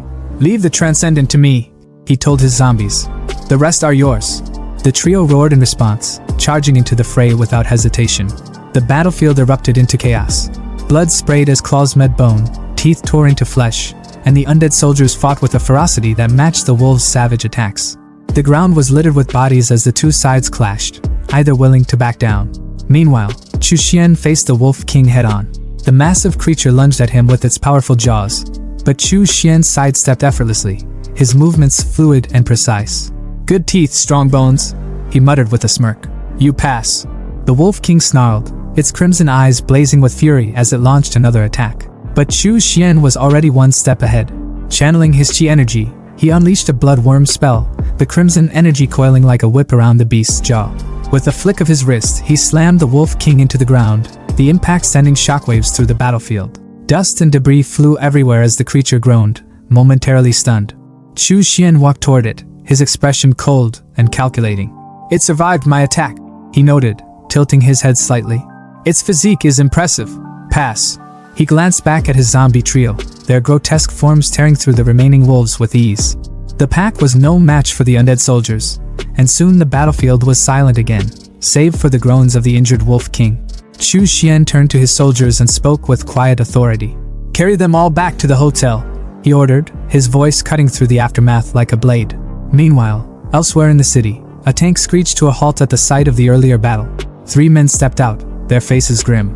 2 wore black security uniforms, while the third, a man in a sleek black suit, knelt beside the wreckage. His sharp eyes scanned the area, taking in the scene. "How is this possible?" he muttered, his voice tinged with disbelief. "The vehicle, the supplies, the body of our Linjiang army brother, all gone." Raising his hand, he summoned a green glow of energy. "My talent is wood spirit," he explained, "which allows me to communicate with plants and gather information." Placing his glowing palm against a nearby tree, he closed his eyes and let the visions flood his mind. He saw the battle as if through the tree's eyes, zombies dragging away wolf carcasses, a man driving a truck full of supplies. His eyes snapped open as he stumbled back, the glow fading from his hand. "There was a fight here," he said, his voice shaking. "1 human, 3 zombies, and a pack of wolves. The human escaped, and the wolves suffered heavy losses. The Wolf King, it was a level 2 transcendent. Who could walk away from this unscathed?" One of his subordinates, a man in a cap, spoke up. "We've been in Donghu City for a while now," he said grimly. "There are no level 3 transcendent here, and it's impossible for someone to gather enough resources to reach level 4 on their own." He placed a hand on the suited man's shoulder and added, "The waters here are deep and full of mysteries. First, high-level zombies appear, and now this, another strong individual we don't even know if we can trust." The man in suit thinks that the person in the tree vision is similar to Chu Xian's, so the guy in suit is actually the guy with sunglasses who got his ass saved along with his 2 companions by our protagonist a while back then on the rooftop. Back at Chu Xian's base, the once ruined mall was now a thriving farm. Crops flourished under the glow of spirit energy, the air thick with the promise of life. In the center of it all, Chu Xian stood within a glowing magical circle, golden light swirling around him. "The fog array and spirit gathering array are complete," he declared. "Now, this place is a holy land. You can farm and raise livestock in peace." His men cheered, their arms full of fresh crops and vegetables. "The boss is amazing," one of them shouted. "Since the zombie outbreak, we never thought we'd see a day like this." Chu Xian turned away, his mind already on his next move. "This land will be managed by the Spirit Dog Gang to improve food quality," he thought. "But as for the demon spirit plant I want to grow." He entered a dark, ominous room where the injured Wolf King was bound. The creature growled weakly, its body wrapped in sharp, bloodthirsty vines that tightened with every movement. Chu Xian's eyes gleamed with ambition as he stepped closer. "Spirit flower," he said, his voice low and full of resolve. "My path to building my foundation rests on you." The streets of Qinghe City were alive with the buzz of daily life, people moving about their mundane routines, blissfully unaware of the storm brewing right under their noses. Among the crowd, a figure cloaked in black moved with quiet determination. Chu Xian, his hat pulled low to obscure his face, walked silently, his mind racing. The spirit flower had been planted on the blue sea star and would only mature when the blood mirror was restored. His mission this time was crystal clear, to obtain magic skills suitable for the foundation period. As he activated his hearing technique, the range of his red aura expanded, thanks to his snail companion's recent glow-up. The glow wasn't just for show, it meant business. Chu Xian muttered under his breath that he needed to find a disciple of the Wuji sect to connect with Lu Junxiong. It didn't take long for his technique to pick up a conversation. 2 cloaked figures were talking in hushed tones nearby. It wasn't hard to figure out who they were. Melon Guy and Brunette, Chengge and Wei Hua. Melon Guy's voice came through first, his tone laced with worry as he asked if Zhang Cheng would even show up. Chu Xian smirked to himself, the thrill of the hunt lighting up his thoughts. "Found them." Brunette's voice was steady, urging caution. They couldn't afford to get caught, or worse, betrayed. But Chu Xian scoffed under his breath. Caution wasn't going to cut it. Even if Zhang Qing wasn't a traitor, trouble would follow him like a bad smell. Adjusting his hat, Chu Xian decided it was best to keep his distance for now. He'd deal with them when the time was right. The street's calm was shattered when a head, wrapped in white cloth, was tossed onto the ground. The crowd gasped in horror, their murmurs filling the air like static. A tall man with striking blue hair stepped forward, oozing an aura of menace. With a smug grin, he introduced himself as Ouyang Hao, the Shigang sect's 4th disciple. His voice was loud and commanding as he declared his mission, hunting down the remnants of the Wuji sect. The head on the ground? Zhang Cheng's. The crowd recoiled as Ouyang gloated, his tone making it clear he wasn't just here to hunt, he was here to make a statement. When one brave, or foolish, soul in the crowd dared to question his actions, Ouyang silenced him in the blink of an eye, slicing the man's hands clean off. His expression was cold, his voice even colder. "Ignorant and stupid," he sneered. "I'll spare your life, this time." As Ouyang's sharp eyes swept over the crowd, they locked onto Melon Guy and Brunette. His twisted grin widened, and his voice dripped with malice. "Demonic villains," he sneered, his tone almost playful, like a predator toying with its prey. Melon Guy and Brunette didn't wait around for a second invitation. They bolted, weaving through the panicked crowd as fast as their legs could carry them. Ouyang wasted no time, launching a blue beam of energy in their direction. The blast tore through the street, nearly hitting innocent bystanders. The crowd erupted in whispers, their fear palpable. "Ouyang Hao is too overbearing," one muttered. Another hissed for them to keep their voices down. Ouyang was no ordinary disciple. He was a genius of the Shingang sect, already at the 9th stage of Qi refinement. His reputation for cruelty was legendary, and he was a rising star destined for greatness. Chu Xian, still concealed among the crowd, listened to the whispers with a smirk. A genius disciple? More like a fat sheep ready for slaughter. His eyes flicked to the severed head on the ground, and an idea began to form. The chase intensified as Ouyang closed in on Melon Guy and Brunette. The red and purple lights of their aura streaked through the air as Ouyang's blue energy bore down on them. With a flick of his hand, Ouyang unleashed his spiritual sword finger technique. The sheer force of it sent waves of panic through the duo. They thought it was all over, until a crimson shield suddenly appeared, blocking the attack. High above, Ouyang hovered on his flying sword, his eyes narrowing as he glared at the figure who had intervened. The man stood tall, his presence commanding. "Have you forgotten me so quickly?" he asked, his voice steady and cold. "I am Zhang Qing. I've returned to claim your eyes." Melon Guy froze. "Zhang Qing? But how?" It didn't make sense. Ouyang wasn't buying it either. His voice dripped with scorn as he drew his second sword. "You're playing tricks," he growled. With his attention diverted, Brunette and Melon Guy took the opportunity to escape, disappearing into the chaos. Ouyang's focus snapped back to the imposter. "Demonic cultivators always have tricks," he sneered. "You let my prey escape. If you don't satisfy me, I'll make your life worse than death." But Chu Xian, now disguised as Zhang Qing, wasn't fazed. His crimson eyes glowed ominously as he laughed. "You've got it all wrong. You're the prey here."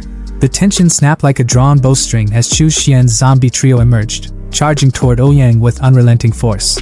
But Ouyang moved like a storm, cutting through them with ease.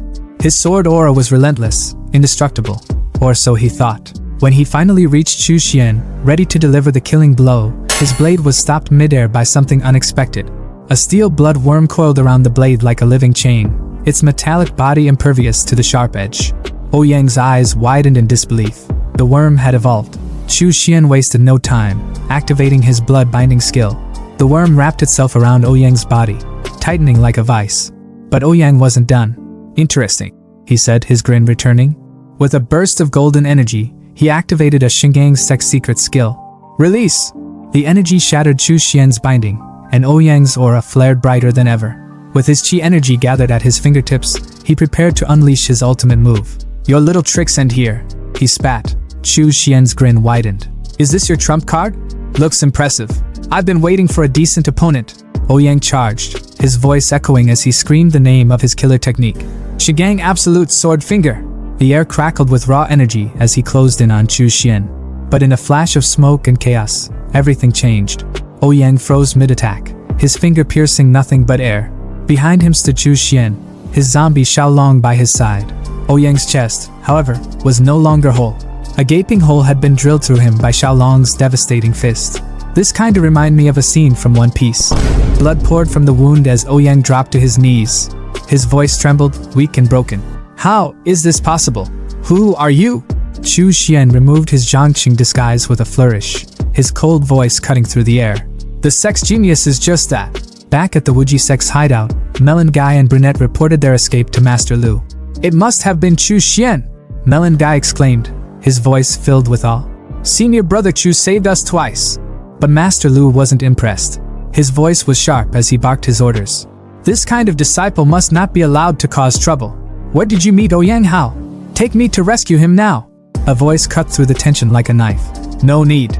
Chu Xian stepped into the room, holding Ouyang Hao's severed head like a trophy. His voice was calm, almost casual. "Wuji Sexji Refinement Disciple Chu Xian greets Uncle Lu." Melon Guy's voice bursts with uncontainable excitement, practically shaking the air around him as he yells, "Senior Brother Chu? You're alive? That's freaking amazing." His joy is so raw it's almost infectious. But the brunette standing next to him isn't as animated. His gaze locks onto the severed head dangling from Chu Xian's hand. The shock on his face is undeniable as he points at it, his words coming out slow and full of disbelief. "Is that Ouyang Hao?" Chu Xian's expression doesn't change. He's as calm as someone discussing their dinner plans. "Well, I took the chance to avenge junior brother Zhang Qing," he says casually, as if holding the head of a once feared genius isn't a big deal. Because for him, it isn't. Master Lu steps forward, his tone a mix of pride and amazement, unable to hide how impressed he is. "Chu Xian, you've grown up so quickly. When the sect was destroyed, you were only at the 4th stage of qi refinement, barely scraping by. And now you've killed Ouyang Hao? That can only mean you've reached at least the 9th stage." At this, Melon Guy's face twists comically, his eyes so wide they look like they might pop out of his head. Ninth stage? His voice is a stammer, disbelief dripping from every word. Even the brunette, who had been silent up until now, flinches, his expression betraying his struggle to process what he's just heard. Master Lu's pride deepens, his voice booming with satisfaction as he steps closer to Chu Xian. Great. I never thought talent like yours would come from the Wuji sect. It's truly a blessing for us. Chu Xian, stay with us at the Wu family estate. I'll do everything I can to help you break through to foundation." But Chu Xian, ever the lone wolf, shakes his head. His tone is steady, carrying a quiet but unshakable resolve. "I appreciate your kindness, uncle, but I intend to rely on my own strength to reach the next stage." Master Lu's brow furrows, concern flashing across his face as he presses further. "Why are you so determined to go at this alone, Chu Xian? What are you hiding?"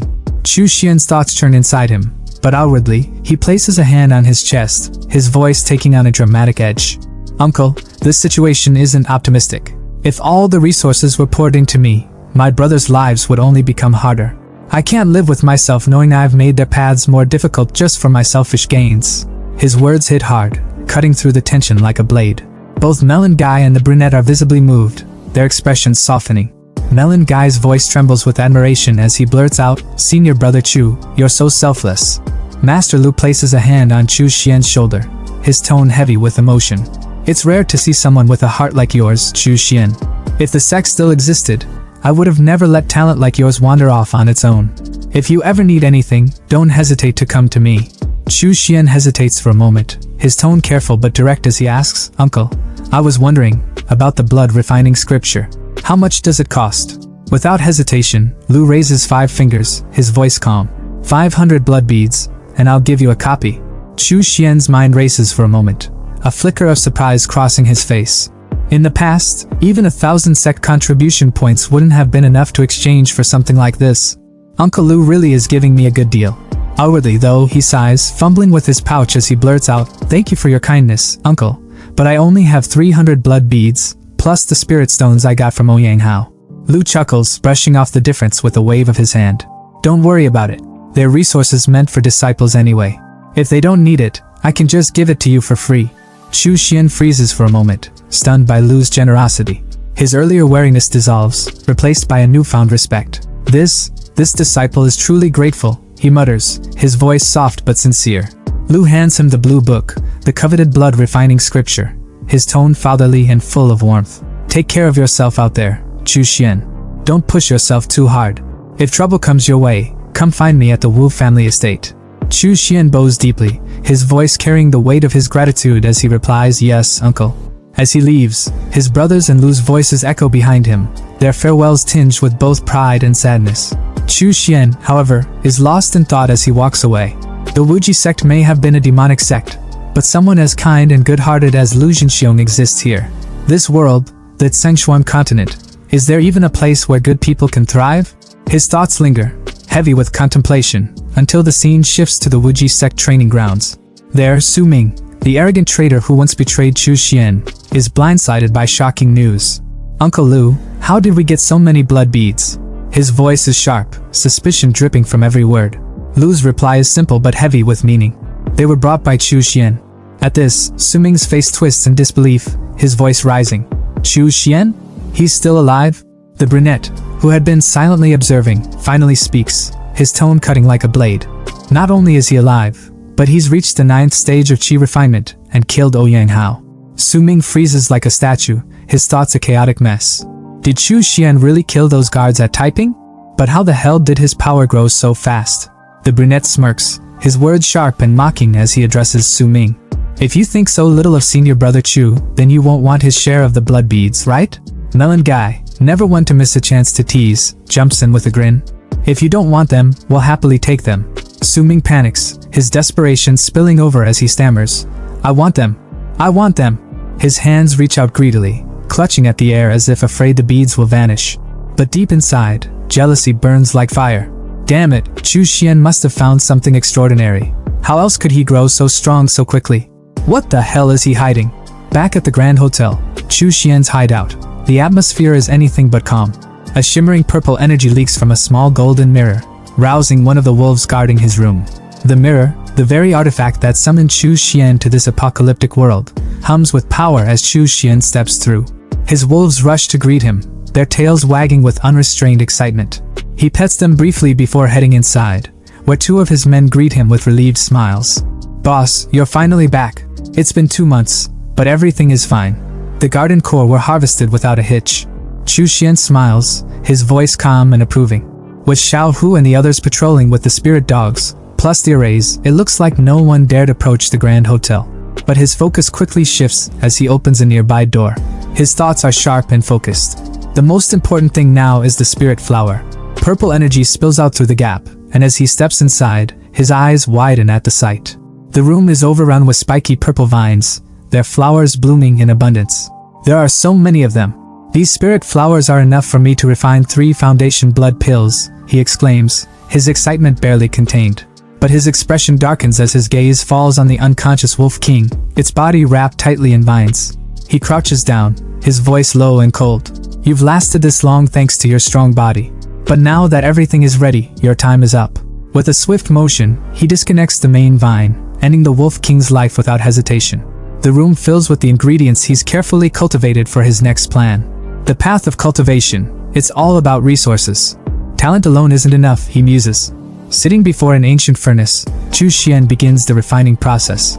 1 foundation blood pill can increase the success rate of breaking through by about 30%. As the red spheres of energy brew within the furnace, Chu Xian retrieves them one by one, their power radiating in his hands. With 1 orthodox foundation pill from Ouyang Hao's storage, I have 4 chances to break through to foundation, he calculates. Dropping a golden pill into his mouth, golden energy surges around him like a storm, his hair standing on end. But he quickly regains focus, gathering the energy into a concentrated ball that dissolves into his body. The power of just 1 pill isn't enough to liquefy my spirit power completely, he thinks, his resolve hardening. Foundation blood pill, work for me. He swallows another pill, the air around him becoming thick with Qi energy. The yin-yang symbol projects behind him as his glowing eyes focus with intensity. Then, in a flash, his consciousness shifts. Chu Xian finds himself in a vast, dark blue space, like the depths of an ocean. Confusion flickers across his face as he mutters, "This is..." Before he can make sense of it, a thunderous voice cuts through the void, filled with rage and hate. "Chu Xian, you cruel, demonic cultivator."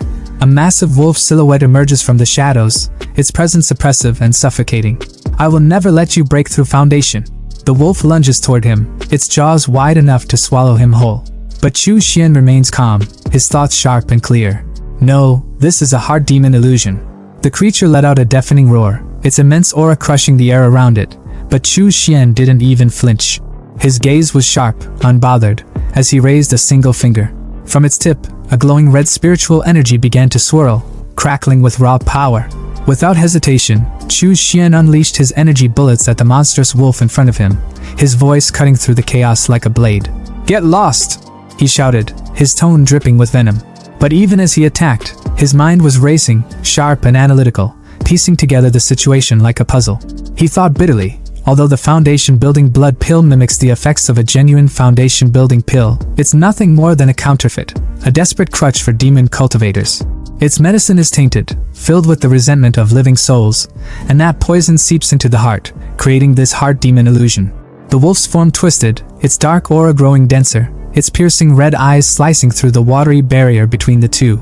It lunged forward, relentless, its energy like a tide that couldn't be stopped. Chu Xian grimaced. The hard demon energy was like an infection that couldn't be destroyed. Every attack only seemed to feed its strength, making it grow fiercer. His aura bullets slammed into the beast over and over, but the damn thing just kept regenerating, like some cruel cosmic joke. The wolf let out a guttural snarl, its voice deep and mocking as it taunted him. "Stop wasting your energy, Chu Xian!" It growled, its body swelling, growing until it loomed over him like a mountain, a colossal figure that made him look like an ant. "You're nothing but mediocre. No talent, no family, no background. You couldn't even pass the threshold of a proper sect like the Shili sect. You're a nobody, a pathetic fool who doesn't even deserve to dream of breaking through the foundation building stage. Just give up. Cultivation will only lead you to misery." Chu Xian's eyes burned with defiance. His fists clenched so tightly his knuckles went white. "Discuss the Tao? Fine then. So you want to talk about the Tao?" He spat back, his voice cutting through the wolf's tirade. The beast's voice rumbled like thunder. "The sage is merciless, treating people as livestock. The righteous sects monopolize resources, locking the weak in chains and reinforcing class divides.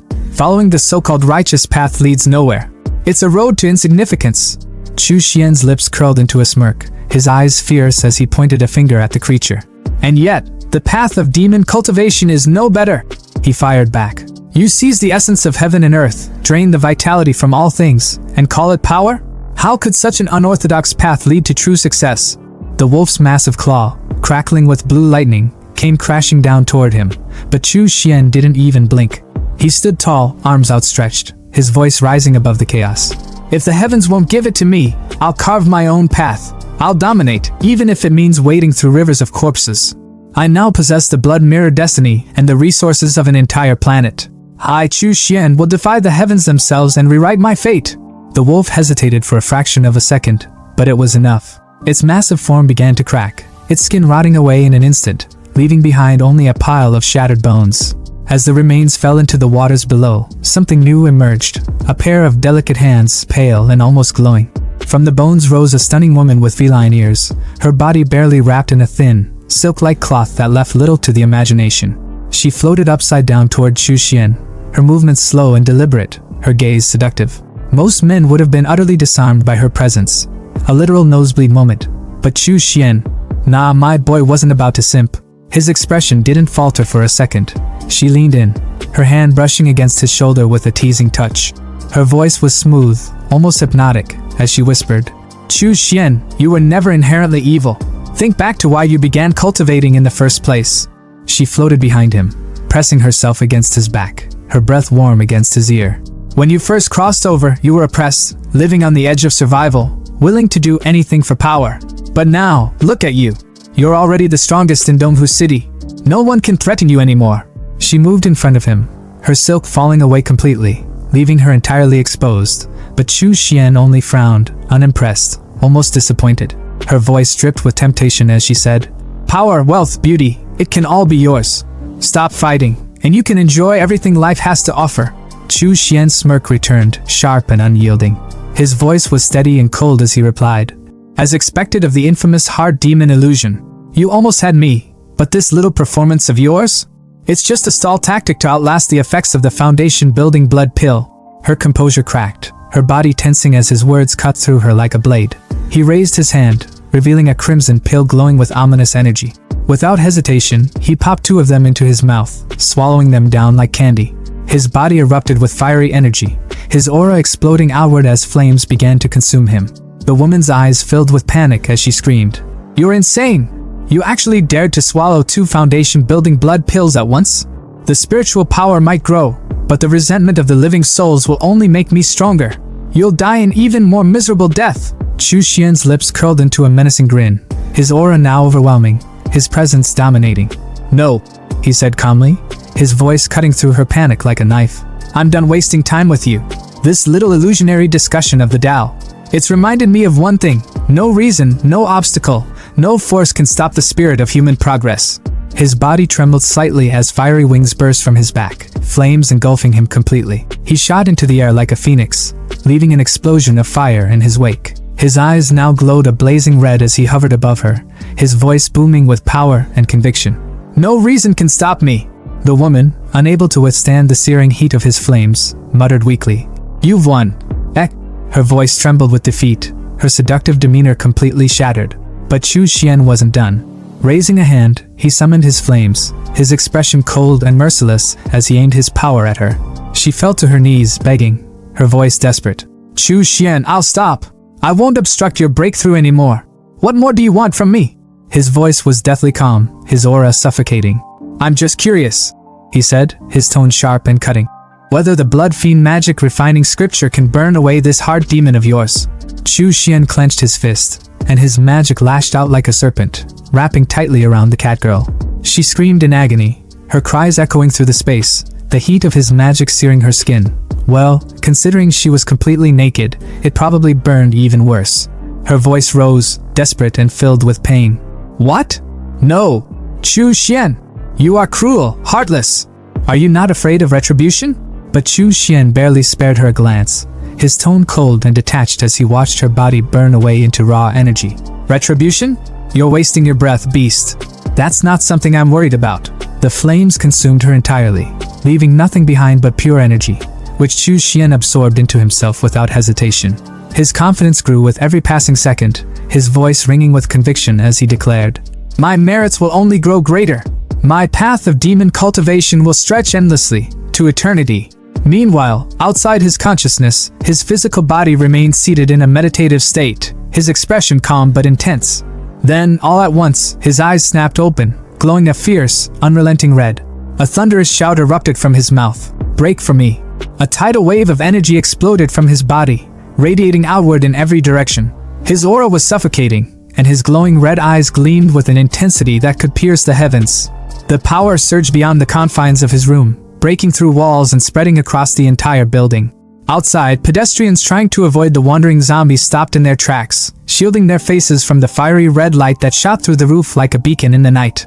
Even the zombies, mindless and devoid of consciousness, paused in confusion, their heads turning toward the light. Far away, in the headquarters of the Black Security Company, the phenomenon caught the attention of the boss, Wang Gangjian, who stood with his men. The cap's subordinate beside him spoke with urgency. A strange phenomenon has appeared. It could be a sign of the zombie tide. Wang Gangjian's face darkened as he addressed his men. Once the zombies form a tide, it's no different from a natural disaster. Wherever they go, everything is destroyed. Even level 3 extraordinary beings don't stand a chance. You, investigate the surrounding situation immediately. If there's any sign of a zombie tide, report back at once. His men replied swiftly. Understood. Back in Chu Xian's room, the energy began to stabilize. Surrounded by the red glow of his aura, Chu Xian's lips curled into a triumphant smile. His voice was filled with excitement, yet there was an eerie calm to it. I've broken through. Foundation building level 1. He laughed softly, almost in disbelief. To think, becoming a foundation building cultivator means an additional 100 years to my lifespan. I've truly transcended the ordinary now. His smile grew wider as he continued. From now on, I can fly without the aid of external tools. And not just that, I can refine a personal magic weapon, binding it to my soul so it grows alongside me. It'll be leagues stronger than any ordinary magic tool. He reached for the Blood Fiend Magic Refining Scripture, the book Master Lu had sold to him. Flipping through its pages, his eyes rested on a specific section, and he muttered, In the Blood Fiend Magic Refining Scripture, the most suitable weapon for me is the Soul-Devouring Rope. The text described its terrifying abilities. Once activated, the rope could launch a piercing attack, targeting the soul directly, and its wielder could control it with precision. The crafting process, however, was no small feat. The rope required hot steel as its base, combined with rare materials like white bone bamboo, the soul of a powerful being, and 6 other components, including intoxicating vine. The refinement process alone would take 36 days. Insha steel is a material crafted by demon cultivators. It's made by placing ordinary steel in areas rich with Insha energy, letting it absorb the Yin Qi. It sounds simple, but Insha zones on the Tsengxian continent are heavily guarded by spies from the righteous sections. If I get too close, it'll put me in mortal danger. He paused, weighing his options. Even here on Blue Star, condensing Insha requires the blood and souls of at least 10,000 zombies. His gaze sharpened as he pieced together a plan. Based on how they behave, zombies usually roam alone. But wait, those undead are drawn to high-level spirit cores. If I hunt some extraordinary beasts, I can use their spirit cores as bait to lure the horde. Then, with the right array, I can accelerate the formation of Insha steel. That will make crafting my personal magic weapon almost effortless. The scene shifted to Xiao Bao, darting through the streets like a blur, a glowing green core clutched tightly in his hand. Behind him, a horde of zombies stumbled and scrambled to keep up, drawn to the core's energy like moths to a flame. Meanwhile, a fat man crouched behind a building, observing the chaos from a safe distance. High above the city, Chu Xian stood on his flying sword, his gaze sweeping over the streets as his zombie trio herded thousands of undead from 3 different directions, funneling them toward a central location. Chu Xian's mind calculated quickly. The number of zombies has almost reached 10,000. I need to find the right ground, bury the demonic steel, and activate the formation to begin the refinement process. As Chu Xian scanned the area, his eyes caught sight of the fat man sprinting away from the scene, his movements frantic. Chu Xian frowned. Who's that guy? He'd better not mess this up. I don't want to lose merit because of some random bystander. The fat man rushed toward the black security company, gasping for air as he reached his comrades. 5 high-level zombies. It's a sign of a zombie tide, he stuttered. I also found a bunch of first-level spirit beast skeletons outside. The zombies must have eaten them.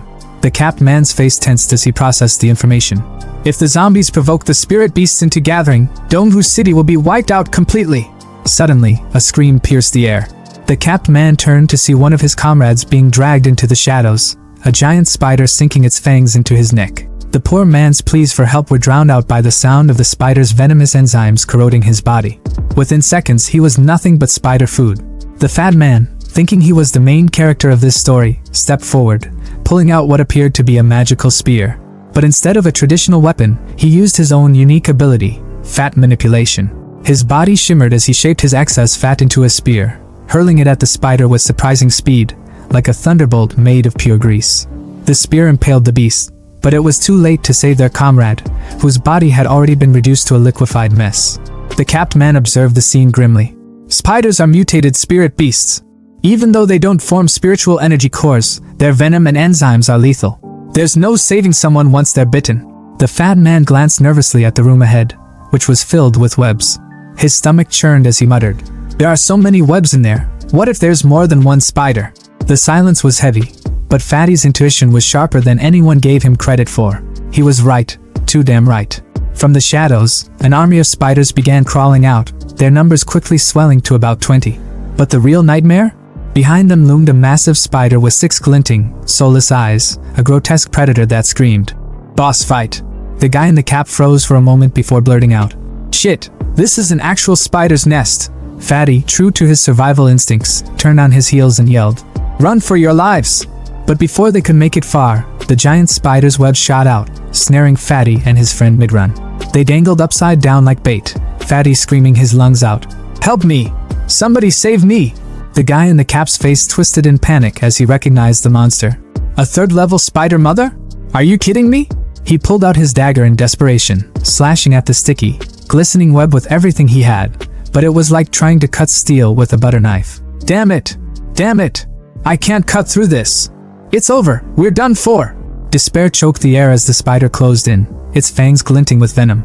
Just when it seemed like the end, a burst of red energy sliced through the web like it was paper, freeing the trapped duo in an instant. The guy in the cap stared in disbelief, his mind racing. There's no way. That web is the strongest material spun by a 3rd-level spider mother.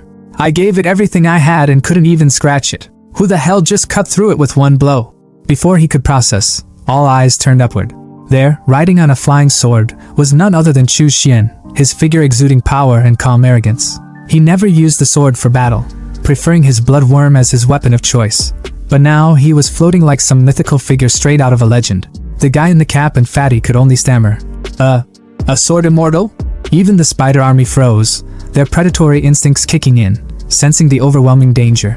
But Chu Xian, unfazed, looked down on them with sharp eyes, his mind already calculating. What luck, he thought to himself. The spiritual energy core of a 3rd-level spirit beast is so much more potent than those of the lower levels. This is going to be fun. He smirked coldly, his voice cutting through the tension as he taunted the spider mother. How hilarious! A puny little insect like you dares to challenge me. Without waiting for a response, he summoned his magical tower, and with a commanding voice, called out, "Come forth!" Descending from the sky like harbingers of doom, Chu Xian's zombie trio landed with an earth-shaking impact. What followed was nothing short of a massacre. The zombies tore through the spider army with inhuman strength and terrifying efficiency. Each swing of their fists, and every burst of power was a sick montage of destruction that left even the guy in the cap slack-jawed. "He can control zombies?" he muttered, his voice trembling. Fatty, on the verge of fainting, pointed shakily. "Wait, those zombies, weren't they the ones leading the zombie tide earlier? Does that mean the tide was caused by a human?" The spider mother, realizing the dire situation, shot a web directly at Chu Xian, desperate to turn the tide. But Chu Xian simply raised a hand, purple energy crackling at his fingertips. "Hellfire explosion!" he roared, unleashing a fiery blast of purple flames that incinerated the web midair. The flames devoured the silk as if it were nothing, leaving nothing but ash. The spider mother screeched in fear and turned to flee. But Chu Xian's laughter echoed like a sinister thunderclap. "Run? You think you can escape from me?" The flames intensified, consuming the spider mother as she writhed in agony, her screams fading into silence. The zombie trio stood motionless, watching the carnage with eerie detachment, as did the two black security members, frozen in awe and terror. When the flames died down, the spider mother's corpse lay charred, her body yielding 3 glowing green energy cores and a glimmering silk thread. Chu Xian retrieved the loot effortlessly with his magic, inspecting the silk with fascination. "Tempered by hellfire, and it's become even stronger? What a surprise. This will be perfect material for the soul-killing rope." Handing the energy cores to his zombie trio, he ordered. "Use these to attract more zombies. Let's keep the tide rolling." Turning back, his expression darkened, and the two men felt every nerve in their bodies scream in fear. They knew. The zombie tide, the thing that had terrorized them and countless others, was caused by this man. And now, he was looking at them with a cold, suffocating aura. Was he going to silence them for knowing too much? Chu Xian's voice, sharp and icy, cut through their thoughts. "Are you two with the black security company?" They immediately dropped to their knees, bowing frantically. Yes. Immortal, we thank you for saving us." Chu Xian's eyes narrowed as he thought to himself. "They're terrified. Good. Makes things simpler." Without breaking his intimidating demeanor, he commanded, "Leave this place immediately. Go back to your people and tell them this. No one is to come within a kilometer of this area. If anyone dares to disobey." He didn't finish, but the unspoken threat was enough. The guy in the cap scrambled to his feet, screaming, "Understood. We won't disturb you ever again." They bolted like their lives depended on it, which, to be fair, they probably did. Chu Xian watched them disappear before pulling a flag from his inventory. Surveying the eerie, demonic aura that lingered in the spider's nest, he smirked. "This place reeks of dark energy." Wang Gangjang slammed his hand on the table so hard, it probably left a dent. His voice boomed through the room, absolutely drowning out any other noise. "Flying with a sword? Controlling zombies? Freaking mastering fire? And even slicing through the threads of a level 3 spider mother? Are you seriously telling me there's someone this insane running around Dongwu City?" His mind raced as the reports from his men replayed vividly in his head, like a bad movie he couldn't turn off. He remembered the scene of 3 zombies absolutely decimating a wolf pack. Wait, zombies. His eyes narrowed, connecting the dots. Controlling zombies, wasn't there that incident on the highway? The one where a whole pack of wolves got wiped out by some transcendent who could control the undead? His voice trailed off, but his suspicion only grew heavier. Capped guy, leaning back like he had 0 cares in the world, chimed in with his usual nonchalant tone. "Right. Could it be the same dude?" Fatty, on the other hand, nearly leapt out of his chair, his voice cracking with disbelief. "So you're telling me we've got a level 3, no, maybe even level 4 transcendent just casually hanging out in Dongwu City?" Wang Gangjang rubbed his chin, his eyes narrowing as he shut them tightly, deep in thought. This wasn't just some random transcendent flexing their power for fun. This guy's strong, no doubt about it. But provoking a zombie tide? That's not just some reckless move. What's their endgame? His voice dropped, heavy with the weight of his realization. If things go south, the survivors of Dongwu City are screwed.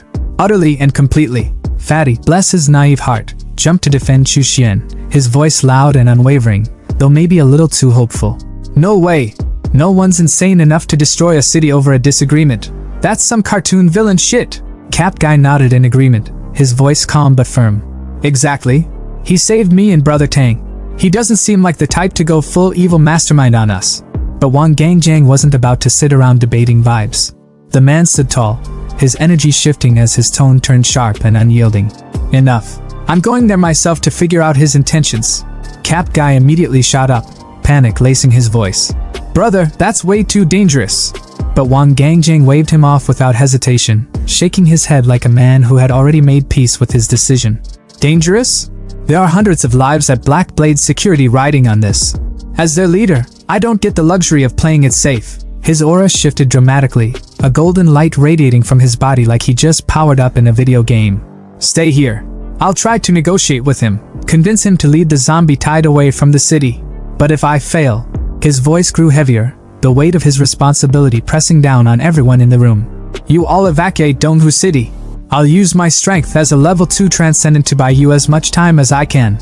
Determined, resolute, and maybe just a little reckless, Wang Gangjang left, his massive tank-like truck rumbling as it carried him straight into Chu Xian's zone. As he approached, an eerie black aura with a red glow greeted him, blanketing the area in a suffocating atmosphere. He stepped out of his truck, immediately hit by the oppressive energy. His heart sank as he muttered to himself, "Why the hell is it so foggy all of a sudden? Is this another one of his tricks?" Reaching for his walkie-talkie, he cursed under his breath when it crackled uselessly. Damn it! Why now? The silence was deafening, unnatural. His instincts screamed at him that something was off. Tens of thousands of zombies gathered here, yet it's dead quiet? That makes zero sense. The unease clawed at his chest until a voice, cold and sharp, cut through the gloom like a blade. "You're with Black Blade Security, aren't you?" Chu Xian's voice carried an icy authority that made Wang Gangjang's blood run cold. Descending from the sky on his flying sword, Chu Xian's presence was nothing short of overwhelming. "Didn't your colleague warn you not to come near? This place is dangerous." Wang Gangjang's heart thudded in his chest as he stared at the transcendent before him. He's the one," he muttered internally, barely able to process the pressure radiating from Chu Xian. Summoning the courage to speak, his voice trembled slightly. I came because I'm worried this zombie tide could threaten the survivors. I had to see the situation for myself." Chu Xian's gaze was piercing, almost mocking. "Humph, then let me show you." With a casual wave of his hand, the fog cleared, revealing a mountain of zombie corpses piled high like some grotesque monument. A red beam of energy pulsed ominously behind Chu Xian, who hovered above it all on his sword. Wang Gangjang's jaw dropped, words failing him as he took in the scene. This is insane." Chu Xian's cold voice pulled him out of his shock. "Any zombie or spirit beast that steps into this area will never leave alive. That's all you need to know." Without another word, Chu Xian walked away, leaving Wang Gangjang to process the sheer power he had just witnessed. Driving back to his base, Wang Gangjang's grip on the steering wheel was tight, his mind racing. His men's voices crackled through the walkie-talkie, their worry evident. "Brother, what's the situation? Are you okay?" Taking a deep breath, he finally replied, his tone steady but laced with relief. "Everything's fine now. There's no need to worry about the zombie tide. In fact, Donghu City might just be the safest place in the future." 2 days later, Chu Xian stood before a massive volcano, not a real one, but a horrifying construct made entirely of zombie corpses, with red energy oozing like lava. Hovering on his sword, he smirked. "It's time to see the results." Releasing his blood worm into the sea of energy, it slithered through the crimson glow, finally grasping the Yin Sha steel from its depths. Chu Xian held the steel, feeling the malevolent energy coursing through it. "Not bad," he thought. "Nearly 100,000 zombies condensed this high-quality aura. Finally, I have all the materials I need for the soul-binding rope." Suddenly, the sky above him shifted. Dark clouds parted as golden lightning struck down, illuminating the volcano. Red energy erupted into the air, colliding with the golden light, forming a dragon of pure gold and a fiery red phoenix. The two celestial beings spiraled above him, their forms radiant and awe-inspiring. Chu Xian's grin widened as he realized what was happening. Dragon and phoenix auspicious clouds, cleansing soul golden rain. He could barely contain his excitement. This phenomenon is even grander than the last. Golden rain began to fall, and Chu Xian felt its power seep into his very soul. His mind cleared, his cultivation advancing rapidly. "My soul has doubled in strength," he thought, shielding his eyes from the blinding light. "This golden rain is like enlightenment. My control over corpses has skyrocketed. Truly, this phenomenon is boundless." Even the wild grass around him began to glow, benefiting from the rain's mystical energy. "Heh," he chuckled. "Even the plants here owe me one. Maybe some unique spiritual life will emerge in the future." 3 months later, Chu Xian's base was thriving. His men worked the fields, a stark contrast to the apocalyptic chaos outside. In his room, Chu Xian sat cross-legged, a whip lying in front of him on a glowing magic circle. His eyes gleamed with satisfaction as he picked it up. "Finally refined," he muttered, wrapping it around his hand. Testing it with a casual flick, the whip exploded against the wall, sending his underlings outside into a panic. "What the hell was that? one of them shouted, his voice cracking. Chu Xian smirked, binding the rope to his soul. As expected. It's like an extension of my will. Its potential is unmatched. Opening his blood-refining scripture, he began planning his next steps. The Blood Fiend Refining Demon scripture is divided into 9 layers, each tied to the levels of foundation establishment. Each level unlocks a new spell, and with yin energy, their effects increase exponentially. For most, this amplification was meaningless. But for Chu Xian, with his endless supply of yin energy, it was a game-changer. Gathering the malevolent energy into vials, he felt the power surge through him. Smirking, he thought, I'll use this yin energy to push my cultivation to the next level. Let's see how far I can go. In the heart of Longjiang City, the capital of Linjiang Province, the tension was almost tangible in the grand meeting hall. General Yi, the embodiment of authority and control, stood at the head of the room. His voice boomed as he ordered his commanders to take their seats, the weight of his words instantly silencing the chatter. Without any preamble, he laid out the dire reason for this emergency assembly. A colossal underwater creature had surfaced, wreaking havoc in Longjiang. This wasn't just another sea monster story to laugh off over drinks. This thing was a leviathan, over 30 meters long, with the power to drag entire ships to their doom. One of his officers, stepping forward, pointed to a projection of the beast's handiwork, a sunken cargo ship, twisted and broken like a child's discarded toy.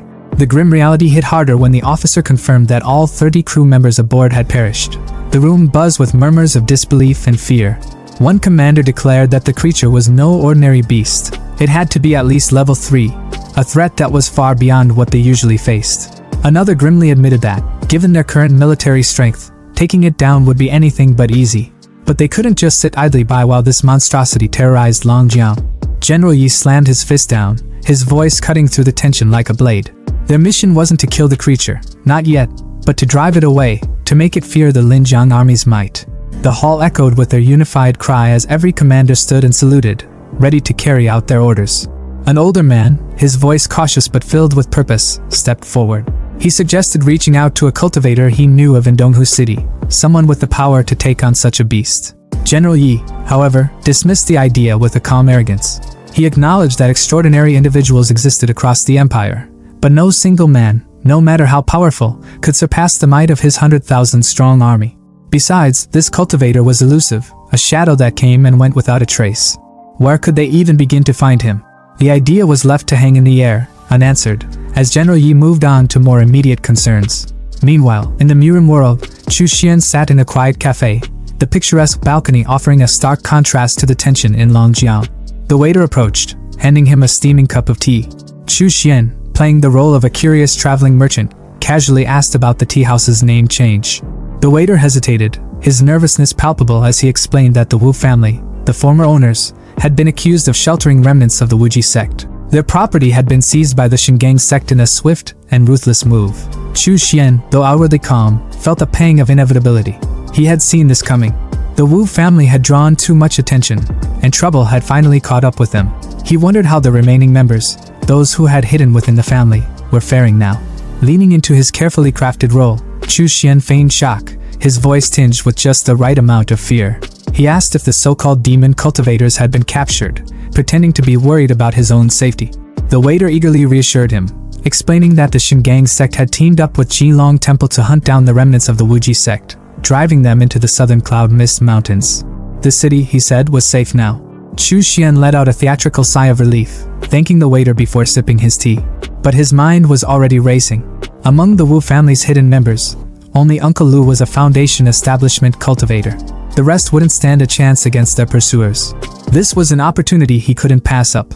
His life-bound artifact, the soul shackling cord, required the soul of a Foundation establishment cultivator to unlock its full potential. The zombies of Blue Star were no longer enough. This was his chance to take what he needed.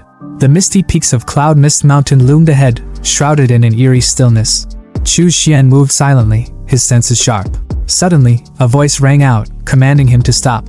Emerging from the fog were 4 men, their uniforms marking them as disciples of the Shingang sect. Chu Xian's face twisted into a mask of fear, but inside, he was smirking. This was exactly what he had hoped for. One of them was a Foundation establishment 3rd stage cultivator, while the other 3 were mere chi refinement cultivators. A perfect haul. He feigned nervousness, scratching his head as he explained that he was just a rogue cultivator hunting monsters for spirit stones. But the disciples weren't buying it. They accused him of being a demon cultivator, their leader sneering as he admitted the truth. It didn't matter whether Chu Xian was guilty or not. His head was worth sect contributions, and that was all they cared about. They attacked in unison, their fists crackling with electric energy, but Chu Xian was already one step ahead. Their strikes passed right through his body as if he were a ghost. Before they could process what had happened, Chu Xian's afterimage dissolved, and the real him appeared above them, his whip drawn and glowing with deadly intent. In a split second, his whip lashed out, decapitating all 4 men in one swift motion. Their lifeless bodies hit the ground as Chu Xian calmly collected their souls, sealing them into his pouch with his soul-seizing technique. He examined his prize, noting that the Qi refinement souls would strengthen his 10,000 soul banner. But the Foundation establishment soul required special care. He needed a quiet place to refine it properly. Without a second glance at the fallen disciples, he disappeared into the mist, already planning his next move. In the dim, cold silence of a cave, Chu Xian meticulously tightened his grip on the whip in his hands, its surface glowing with an ominous red light. Yet, as the glow flickered and died, his face twisted in frustration. Another failure. Covering his face with his hand, he muttered to himself, his voice laced with disappointment. Failed again. Months of effort, battles, and bloodshed, and still, the soul-shackling cord refused to be refined. His tone turned bitter as he addressed the empty air, as if venting to some invisible presence. A month of slaughter, 4 Foundation establishment cultivators, over a dozen Qi refinement cultivators, and yet none of their souls have been strong enough for this damn whip. He secured the whip to his side with a resigned sigh. Looks like I'll need to hunt someone stronger. Someone whose soul isn't as weak and pathetic as theirs. Just as his thoughts began to spiral, a noise from outside the cave snapped him back to reality. The clashing of weapons and shouts echoed closer. His eyes narrowed. Fighting? Out here? Without hesitation, he strode toward the source of the commotion. Outside, chaos unfolded. An old man in white robes, his face contorted with rage, was chasing after another man drenched in blood, Lu Zhenxiong. The old man's voice boomed, each word dripping with murderous intent. Lu Zhenxiong, you killed my brother Zhao and 2 other Foundation establishment cultivators from the Shingang sect. Stop running and accept your death. Lu, visibly weakened and coughing up blood, spun around, his defiance undimmed despite his injuries. If you're going to kill me, just do it. Don't waste your breath accusing me of things I didn't do. His words were brave, but his body betrayed his limits. The old man sneered. This is the end for you. Severely injured, out of pills, and still standing? Impressive. But let's be honest, you're out of time. Before the old man could land the killing blow, a flash of red streaked through the air like lightning, a whip. The sheer speed and force of it caught the old man off guard, and though he managed to raise a magical shield in time, it shattered like glass. The whip didn't stop there. It sliced across his wrinkled face, leaving a gash that made him stumble. Gritting his teeth, he barely had a moment to recover before a giant fiery red hand materialized above him, slamming him into the ground with such force that blood sprayed from his mouth. The old man struggled beneath the crushing weight of Chu Xian's spell, his body trembling as he tried to resist. Lu looked up, his vision blurry, and muttered in disbelief. Chu Xian? You've advanced to the Foundation establishment stage? But before Lu could process what was happening, the old man gritted his teeth and chanted a spell, summoning a burst of blue energy that sliced through the fiery hand, pinning him down. Blue Cloud Divine Sword. The spell shattered the oppressive force, freeing him. Lu's expression darkened with worry as he watched the 2 cultivators face off. This isn't good. Sunshire's foundation has been stable for years, while Chu Xian just broke through. This could turn ugly fast. Sunshire, the old man, glared at Chu Xian with a mix of anger and fear. I should have killed you back then. Letting you escape was my mistake. I never imagined you'd break through so quickly. But no matter. Today, I'll finish the job and kill you, you arrogant upstart. He raised his hand, summoning a flurry of glowing swords that shot toward Chu Xian with deadly precision. But instead of striking flesh, the blades passed through Chu Xian's form like smoke. Sunshire's eyes widened in shock. No. An escape skill? As realization dawned, it was already too late. Chu Xian reappeared behind him in a blur of motion, his whip slicing cleanly through the air and severing Sunshire's head in one swift strike. Even as his head fell, the old man's lips trembled, trying to form words. How did you? Chu Xian wasted no time. He extracted the old man's soul, examining it with cold detachment, condensed and strong. Much better than the trash I've been collecting. Maybe this one will finally work for the soul-shackling cord, turning his attention to the stunned Lu. Lu's voice was shaky but filled with awe. Chu Xian, I didn't think you'd win. The last time I saw you, you were only at the 9th level of Qi refinement. Chu Xian, his tone cold and dismissive, replied, Ouyang Hao had a foundation pill. I took it and broke through. That's all. Pure coincidence. Lu laughed nervously. Built your foundation with just one pill? That's insane. Your growth is unprecedented. But then his tone grew serious. By the way, when Sun Sure was chasing me earlier, he accused me of killing several of his junior apprentices. Was that? Chu Xian cut him off without hesitation. It was me. His bluntness made Lu break into a cold sweat. You took them all out? Cultivators who've been at the foundation stage for years? That's incredible. If I bring you to the ancestor, I'm sure you'll be made a personal disciple. Chu Xian remained stoic. Speaking of the Golden Core ancestor, is there any news? Lu nodded. Yes. But this isn't the place to talk. Follow me. Back at the Wuji sect's hideout, nestled in a forest cave, the atmosphere was lively. Disciples rushed to greet Lu, their faces lighting up with relief. Uncle Lu is back. I told you he'd be fine. But their excitement turned to shock the moment they spotted Chu Xian. Junior brother Chu Xian? You're here too. Brunette guy chimed in. Senior brother Chu, weren't you stopped by the Shingang sect's blockade? Melon guy asked, but Lu silenced them with a raised hand, introducing Chu Xian with pride. Chu Xian has now reached the foundation stage. Thanks to him killing Shingang sect's Sunshire, I was able to return alive. Not only that, but he's taken care of several other enemies along the way. With such achievements, Chu Xian is promoted by 1 rank in the sect.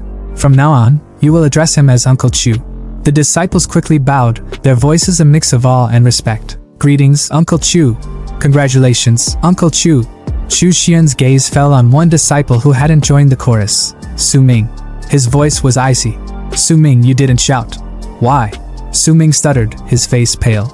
Uncle Chu, Chu Xian didn't let him finish.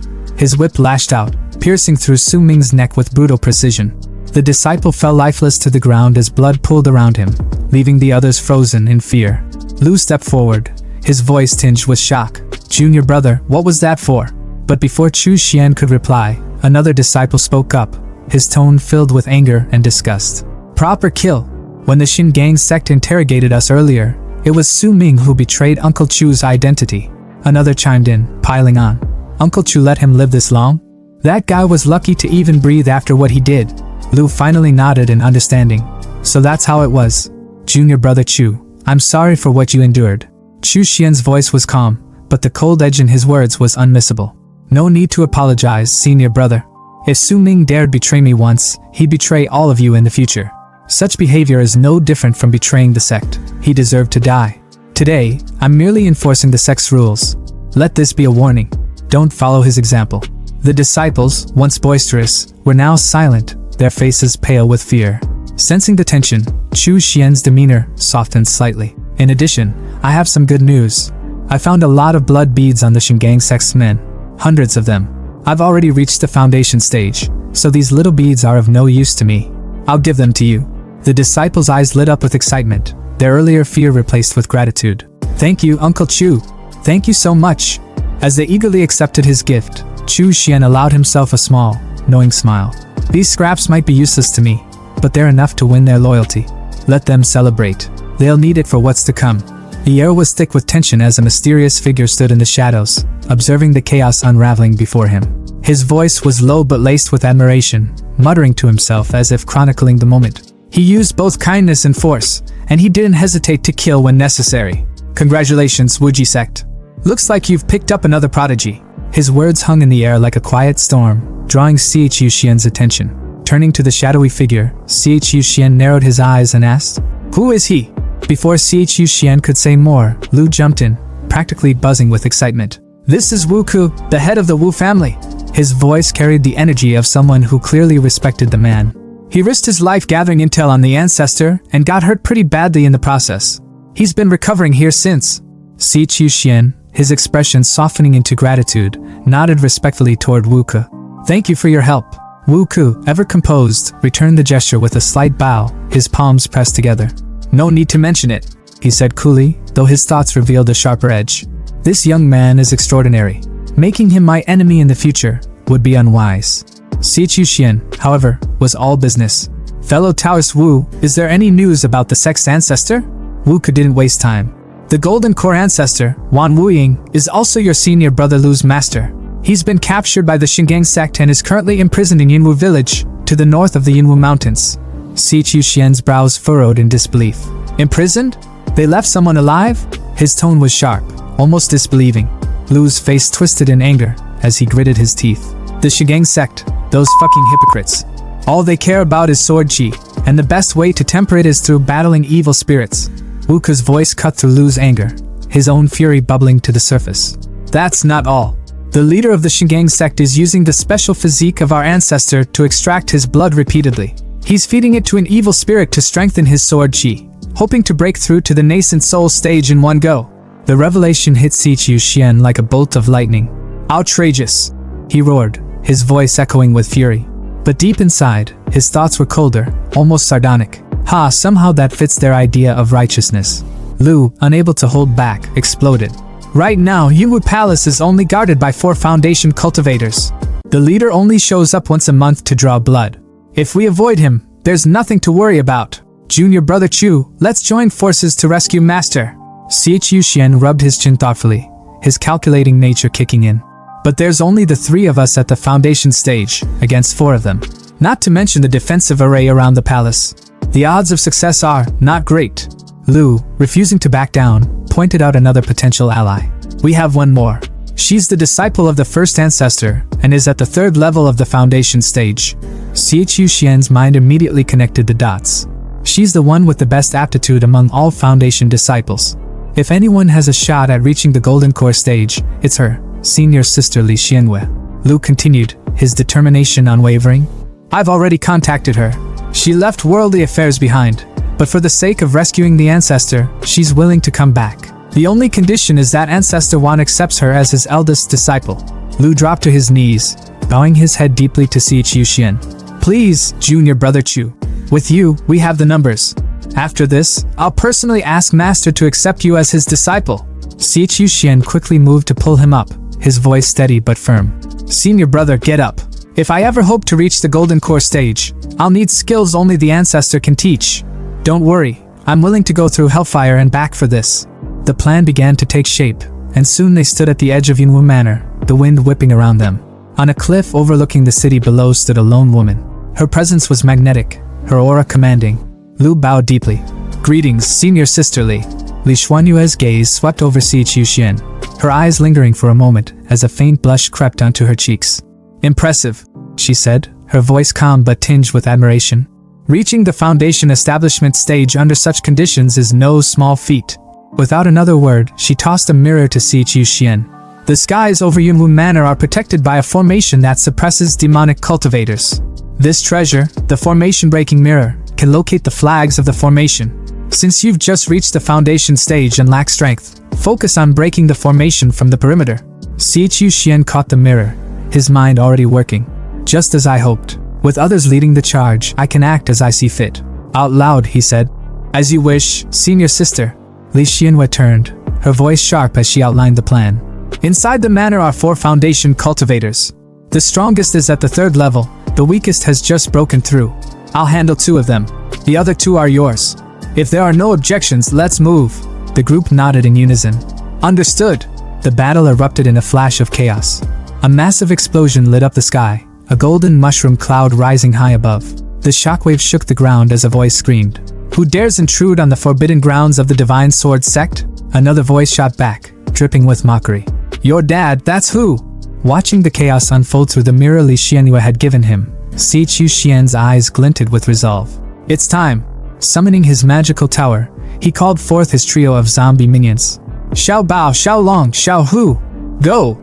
As his undead warriors charged into the fray, Sichu Xian thought to himself, the situation's too chaotic to waste my own spiritual energy. Best to outsource the dirty work. Meanwhile, amidst the battle, Lu shouted to Li Xianwei. Senior sister, the formation's suppression is gone. She smiled faintly, a small blush betraying her thoughts. Good. Junior brother Chu works faster than I expected. Her demeanor shifted instantly as she lunged forward, piercing one of the Divine Sword sect cultivators through the chest like a skewer. The man's companion, panicked and drenched in fear, screamed, Master Wei Kong, the formation's down. If you don't act now, we're all dead. From deep within the temple, a golden light flared. A sword burst forth, cutting through the air with terrifying speed. A voice, cold and commanding, followed. Foolish! I was waiting for the perfect moment to strike, and you ruined it. The sword shot toward Li Xianwei, but she dodged at the last second, the weapon returning to its owner like a boomerang. From the shadows emerged a monk, his golden aura radiating power. Li Xianwei, he said, his tone sharp. Benefactorly, we meet again. Xi Qiuxian, watching from a distance, muttered to himself. Hui Kong, the battle monk from the Golden Dragon Temple. A genius on par with senior sisterly herself. They've clashed before, and he's got more wins than losses. Li Xuanyue's aura flared, a mix of purple and pink energy swirling around her as she shouted at the monk. Hui Kong, your Golden Dragon Temple claims to be compassionate, yet here you are, colluding with the Divine Sword sect, imprisoning cultivators, and feeding their blood to ghosts. Hui Kong's golden aura burned brighter as he retorted, his voice steady but sharp. Nonsense! This monk is here to slay vengeful spirits. I know nothing of imprisoning cultivators or blood-feeding ghosts. But you, demonic scum of the Wuji sect, have delivered yourselves to death's door. The monk's cold sneer twisted into something far more dangerous as he hurled his pearl bracelet towards Sisterly, Lu, and Wu Ke, his voice booming with a sinister edge. Allow me to send you all to your graves. The bracelet tore through the air like a blade. In a flash, Wu Ke's hand was severed clean off, blood spraying as he cried out in pain. The bracelet hurtled toward Lu next, but his magical cloak flared to life, deflecting the attack just in time. Sisterly, however, moved with an almost ethereal grace, vanishing momentarily before reappearing a few paces away. Her skill, Shadow Step, saving her from what had been a near-death strike. Barely catching her breath, Sisterly's thoughts were racing. This damned Hui Kong. He intentionally let us burn through our spiritual energy. Now he's making his move to clean up what's left of us. Her eyes darted to the horizon. Reinforcements from the Divine Sword sect and the Golden Dragon Temple would arrive soon if they didn't wrap this up. Her grip tightened on her weapon, and she summoned her life-bound artifact, a black flag that seemed to crawl with an ominous wind. Leaping into the air, she screamed, "Out of my way!" With a burst of power, she unleashed the black wind banner, its smoky tendrils swirling like a violent storm around her. But Hui Kong didn't flinch. His muscles bulged as his aura erupted in golden fury, his body glowing like a super scion ascending to a higher form. Running? Did you ask this monk for permission? His voice thundered as he launched himself at Sisterly, his sheer speed blurring his figure. Before she could counter, his strike landed with devastating precision. Her flag splintered in her hand, its shards scattering like broken glass.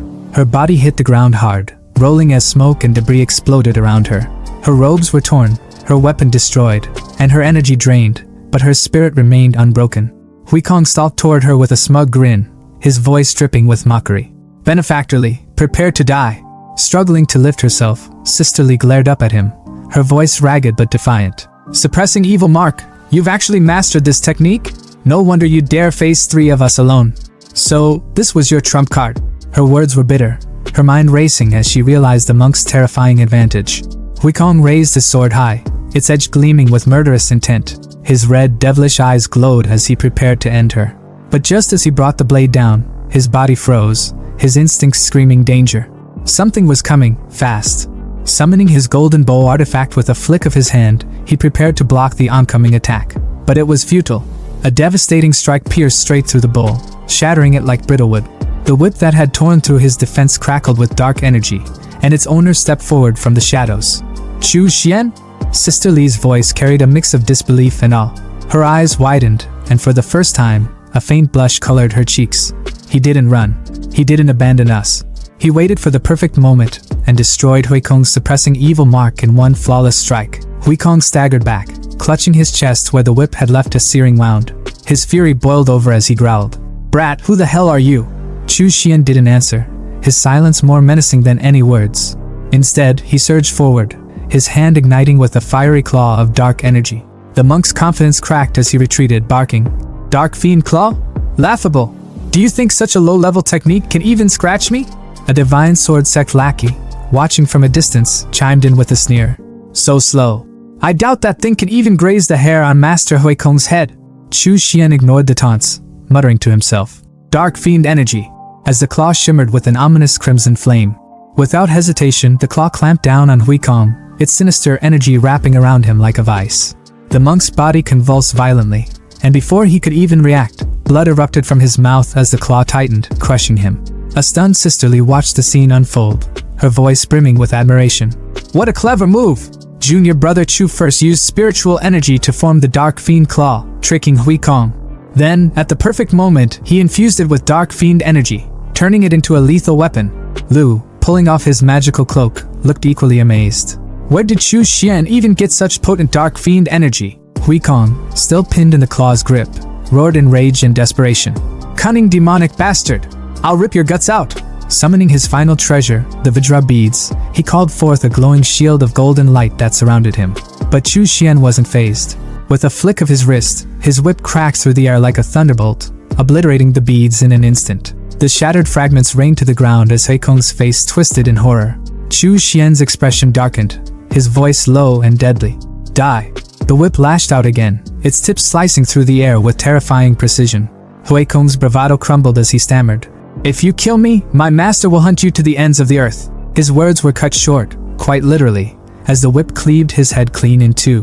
Blood sprayed in a gruesome arc as his body collapsed lifelessly to the ground. Chu Xian stood over the fallen monk, his whip coiling back like a serpent. His voice was cold, unyielding, and filled with disdain as he spat.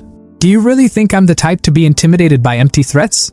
After Chu Xian absolutely wrecked Hui Kong, their so-called master, the Divine Sword sect members didn't even bother sticking around. They bolted like scared cats, tails tucked, not daring to look back. Sisterly, still catching her breath and looking like she'd just seen her life flash before her eyes, turned to Chu Xian. Junior brother Chu, I owe you big time for saving me, she said, her voice shaky but full of gratitude. Before Chu Xian could even respond, Wuka stepped up, his tone a mix of surprise and curiosity. Yo, Taoist Chu, is this how strong you are after just stepping into Foundation establishment? You've been playing us this whole time, huh? Chu Xian, as unbothered as ever, just gave a small smirk. When you're out in the world, he replied casually, it's only smart to keep some of your cards hidden. No offense, Taoist Wu. He then pointed toward the temple entrance, his expression sharpening. Alright, with that clown out of the way, let's move. The ancestor won't save himself. They wasted no time and headed straight inside the temple. The deeper they went, the heavier the air felt. At the bottom of a long staircase, they found themselves in an underground prison, and what they saw made their blood run cold. An old man hung against the wall, his body thin to the point of being skeletal, needles stabbed into his skin, and thick iron chains binding his wrists. His voice was weak, almost like a whisper, as he muttered, Again? How much more blood do they need this time? But this time, it wasn't his torturers, it was his disciples. His tired eyes widened in disbelief as Lu's voice cracked with emotion. Master! It's me, Jin Xiong! The old man blinked, his voice trembling as realization hit him. Jin Xiong. It was none other than Wan Wuying, the legendary Golden Core ancestor of the Wuji sect. Lu didn't waste a second. He unsheathed his sword and swung it down, breaking one of the chains. Master, don't worry! We'll get these restrictions off and get you out of here! Lu's voice was determined, but there was also urgency. Sisterly and Chu Xian stepped forward. Disciple greets Ancestor Wan Wuying, they said in unison. For the first time in who knows how long, Wan Wuying cracked a smile. His laughter filled the room, not with mockery, but with pure relief and joy. The heavens really do have mercy. Who would have thought I, Wan Wuying, would live to see freedom again? Haha. Good, good, good. You all make this old man proud. The pride of the Wuji sect. Wan Wuying's body began to glow. Purple energy burst out of him, shattering the restraints as he yanked the needles out like they were nothing. Even Lu, who had seen his master's immense power before, was left speechless. Without hesitation, Lu handed Wan Wuying a bag filled with blood beads. Master, your recovery comes first, he said, urgency still in his tone. Wan Wuying didn't need to be told twice. He tore into the blood beads like a starving man at an all-you-can-eat buffet. The transformation was immediate. His bony frame filled out, his muscles swelling with every bead he devoured. His aura became so intense it felt like the room was suffocating under it. Even Chu Xian, who rarely showed emotion, raised an eyebrow in surprise. Wan Wuying's laughter returned, loud and booming. The heavens truly show mercy. I can't believe I'm alive to witness this day. Good, good, good. You are all the pride of the Wuji sect. But as his laughter faded, his expression turned serious. Now that I'm free, Emo Huanchan will undoubtedly catch wind of this. We need to leave. Now. No delays. 3 days later, Chu Xian was sitting behind a breathtaking waterfall, meditating in a glowing red magic circle. His face was calm, but his thoughts were anything but. 3 days ago, Ancestor Wan brought us here to recover in secret, he thought to himself. He had us carve out caves to rest, but something's off. The spiritual energy here is way too abundant. This place clearly belongs to the righteous 5 sects of the U Kingdom, so why hasn't anyone come for us yet? He opened his eyes, his gaze locking onto the whip coiled around his hand. His expression darkened. Huh! The soul-devouring chain is reacting? He pulled it out, its aura swirling ominously. Originally, I planned to use Sunshure's soul for this, he muttered. But then I got my hands on Huikong's soul and figured, why not throw him in too? Inside the chain, 2 souls clashed violently, their energies colliding like a storm. Chu Xian watched with a faint smirk. Looks like the 2 of them have been duking it out, and it's finally over. His voice dropped to a commanding tone. Come out! The air around him shifted as Huikong's soul emerged, his spectral form glaring at Chu Xian with pure, unfiltered rage. The monk's ghost let out a roar and charged at him, but honestly, he wasn't as intimidating as he thought he was. Chu Xian didn't even flinch. He casually smacked the soul with the whip handle like he was swatting a fly. 10 minutes later, Huikong's soul was kneeling before Chu Xian, completely defeated. It's done, Chu Xian said, his tone cold and final. The monk's arrogance had been beaten out of him, literally. With Huikong's ferocity and brutality, he's perfect as the spirit of the soul-devouring chain, Chu Xian mused. From now on, I can feed him the souls of captured cultivators to make him stronger. With a flick of his wrist, Huikong's soul was sucked back into the whip. As my life-bound artifact, the soul-devouring chain will only grow more powerful over time.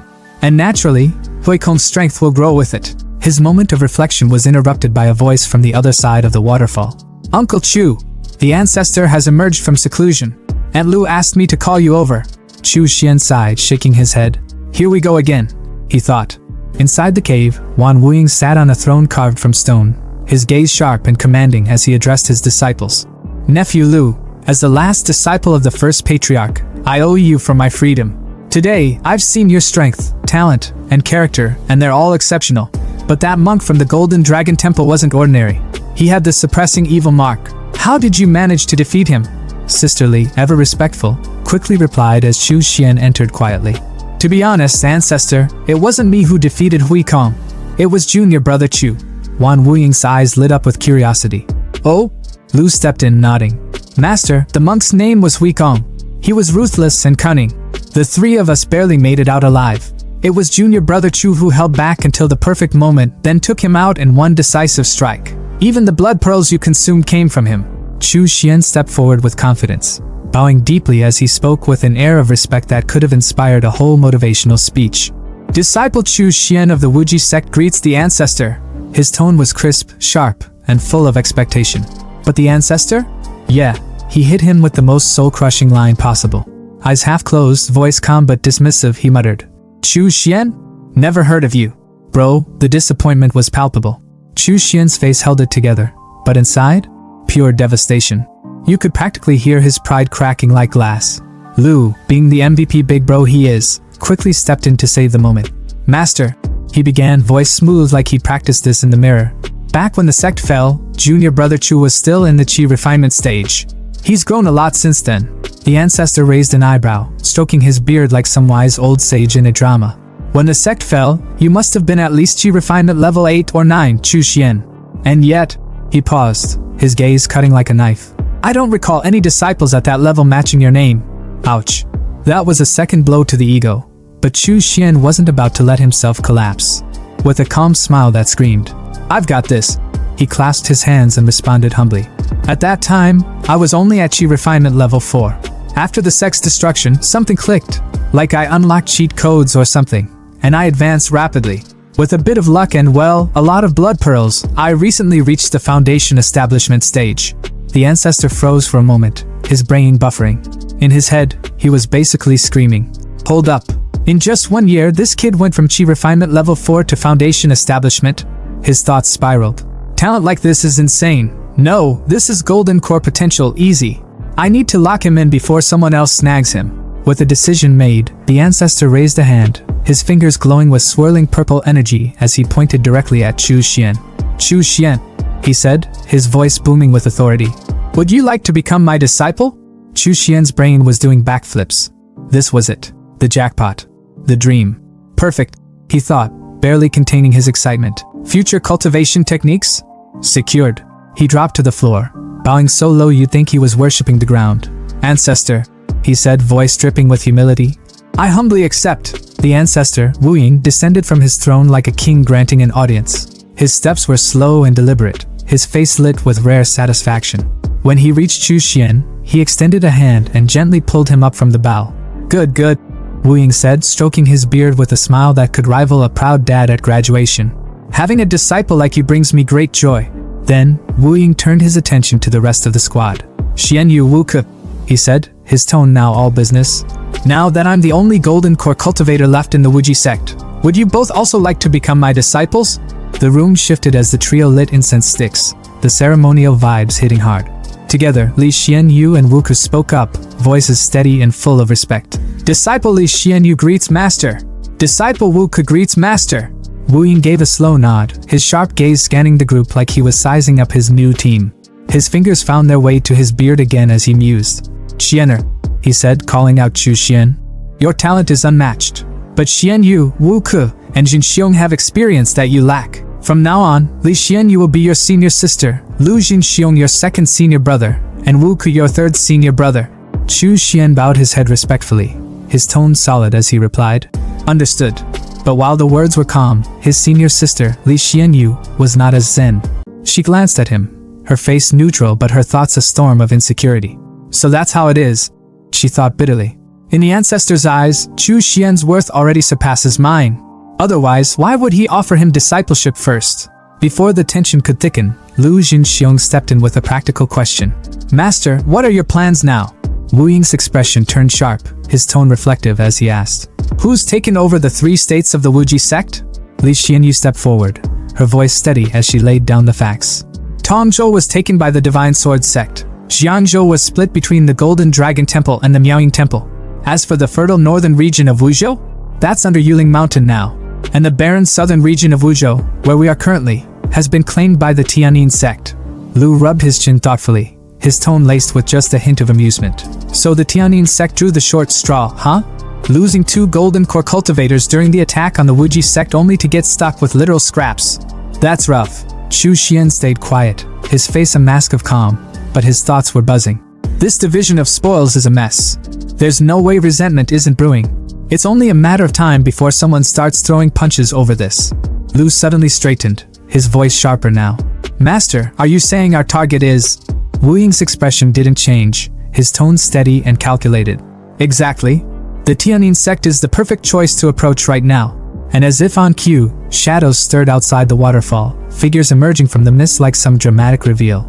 Wu Ying's eyes glinted knowingly, his voice dropping to a calm murmur.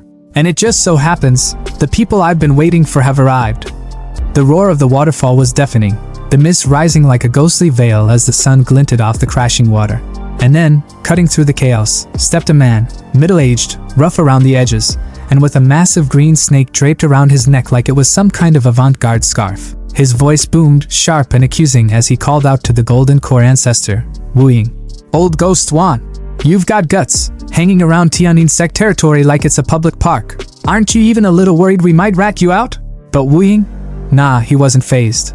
The man just scoffed, his tone dripping with that. "I'm 10 steps ahead. Energy. Rat me out? Please. With Wuji sect's cultivation techniques and 50 trained cultivators in the bag, don't even act like you're not tempted to make a deal. And let's be real, if you didn't want me here, your golden core flunkies would have jumped me by now." Meanwhile, off to the side, Sisterly leaned in toward Lu, her voice low and secretive. "That guy? That's Xiao Wei, a golden core big shot. He's got ties to my master and despises Shingang sect's antics. He's not one to play nice, though." Zhao's smirk widened as he turned his attention back to Wu Ying, his tone a mix of amusement and warning. "Typical old Ghost Wan, ruthless and sharp as ever. Sure, we're short on people, and yeah, we're not about to let this opportunity slip. But publicly accepting demonic cultivators? That's just asking for the entire cultivation world to come for our necks. And let's not forget, this patch of land in the southern Mist province? It's a freaking nightmare, hot, humid, crawling with venomous beasts, and eerie as hell. It's basically the middle of nowhere." Zhao paused dramatically, his gaze now fixed on the Wuji sect disciples. After a lot of back and forth, the sects made a decision. Your Yin Cavern branch will merge with the Tianyin sect. We'll hook you up with cultivation resources, but forget about returning to the main sect. Instead, you'll set up shop within a 3,000-mile radius and turn this wasteland into something usable for us. Congrats on your new digs. Wu Ying let out a laugh that could have shaken the waterfall itself. Finally, the Yin Cavern branch has its own turf. Disciples, pay your respects to your Uncle Zhao. The 4 disciples immediately chimed in, voices in sync. Greetings, Uncle Zhao. Zhao, clearly enjoying the moment, turned to Li Xianyu, one of the disciples, with a nod of approval. Good. You risked your lives to save old Ghost Wan. That kind of loyalty is exactly what our sect values. And you, Li Xianyu, you're the strongest of the group. I heard you even took down Huikong from the Golden Dragon Temple. Forget the losses in the past. What matters is who's left standing at the end. Wu Ying, never one to miss a chance to throw shade, grinned smugly. Haha, old Zhao, looks like your legendary foresight failed you this time. Then, turning to Chu Xian, Wu Ying called out, Schwanner, come here. But Chu Xian's face immediately fell at the nickname, like a kid embarrassed by his parents in front of his friends. Zhao's eyes narrowed in confusion. Wait, who's this? A Foundation Establishment disciple? Why haven't I heard of him? Wu Ying's grin widened as he stroked his beard, clearly enjoying the moment. Of course you haven't heard of him. When Wuji's sect collapsed, he was just a scrub at the 4th level of Qi refinement. But let me fill you in. He's the one who took down Huikong, and he's the one who busted me out of Yinwu Manor. Impressive, huh? Zhao's jaw practically unhinged, his shock written all over his face. Wait. He went from Qi refinement to Foundation Establishment in just a few years. Old Wan, you've hit the jackpot with this one. He grabbed Chu Xian by the shoulder, his excitement radiating. Chu Xian, on the other hand, looked like a shy kid being introduced to a long-lost uncle. Jackpot? Nah, he's Tianin Sect's gain now. And as his uncle, I guess I owe him a gift. With a dramatic sigh, Zhao pulled out a glowing golden crystal and handed it over. Here, take this blood parasite serum. It's rare and perfect for refining parasites. Don't say I never gave you anything. Chu Xian hesitated, glancing at Wu Ying for reassurance. His master gave him a firm nod. Take it. No need to overthink. Oh, and while you're at it, take my blood parasite manual and spirit forge technique. Don't let us down. With the rare serum, a manual, and a technique in hand, Chu Xian bowed deeply. Thank you, master. Thank you, uncle. Meanwhile, the other 3 disciples looked like they were seconds away from combusting with jealousy. Fast forward to a sunnier day, and we see Chu Xian cruising through a lush valley on his flying sword, the wind whipping through his hair as he took in the scenery. For the first time in years, a sense of pride flickered in his chest. After drifting through Sichuan for so long, I finally have a place to call my own, he thought, a small smile creeping across his face. He steered toward a waterfall, slicing through the cascading water with his sword to reveal a hidden entrance. Inside, the underground base was everything he'd dreamed of. A cultivation room, an alchemy lab, a forge, and a spirit plant room. It's all here, he murmured, his voice echoing in the cavern. Sitting on a throne carved from bone, he surveyed his domain with a sense of triumph. Perfect, he declared, the word hanging in the air like a promise. He summoned his blood worms, holding up the glowing serum Zhao had gifted him. The worms writhed in excitement, practically begging for it. You want this? He teased, smirking at their eagerness. But before indulging them, he flipped open the blood parasite manual. According to the text, his blood steel silkworms might be descended from the legendary golden blood mother parasite. If they consumed the blood, it could awaken their ancestral powers, making them exponentially stronger. But there was a catch. The blood might just as easily belong to lesser descendants like flying mantis or mountain steelworm. The gamble was huge, but Chu Xian knew one thing for sure. This was just the start of something far bigger. The crystal shimmered faintly as Chu Xian casually tossed it into the air, letting his steel silkworm worm snatch it with a snap. His tone carried a chill indifference as he muttered to himself. If it craves blood, there's no harm in letting it feed. The moment the worm consumed the crystal, it began to glow, an eerie, intense red that illuminated the darkened space. Chu Xian's body tensed, his blood roaring like a raging river, a strange sensation coursing through him. His eyes widened in realization. The steel silkworm's blood, it's cocooning. Could it be, it's advancing to its second evolution? Wasting no time, he summoned his magical mirror, its surface gleaming with an otherworldly hue, and declared with steely determination. Parasites like this can take weeks, even months, to evolve. Staying here in Sichuan would just be pointless. I'll make my way to see Blue Star. The time distortion there will give my cultivation the speed boost it needs. His voice hardened, his ambition crystal clear. Excelling above my senior brothers and sisters isn't just a goal, it's essential if I want greater benefits. Besides, I'll gather fiend chi, snag some blood pearls, and maybe even find a beast powerful enough to serve as the core spirit for my formation. The scene shifted abruptly to Chu Xian's hideout, a dimly lit space buzzing with the subdued chatter of his subordinates. One of his men noticed his arrival and greeted him with enthusiasm. "Boss, you're finally back." Chu Xian, ever the picture of nonchalance, asked calmly. "Anything out of the ordinary while I was gone?" Another subordinate stepped forward, his tone serious. "Not much, but there was one thing.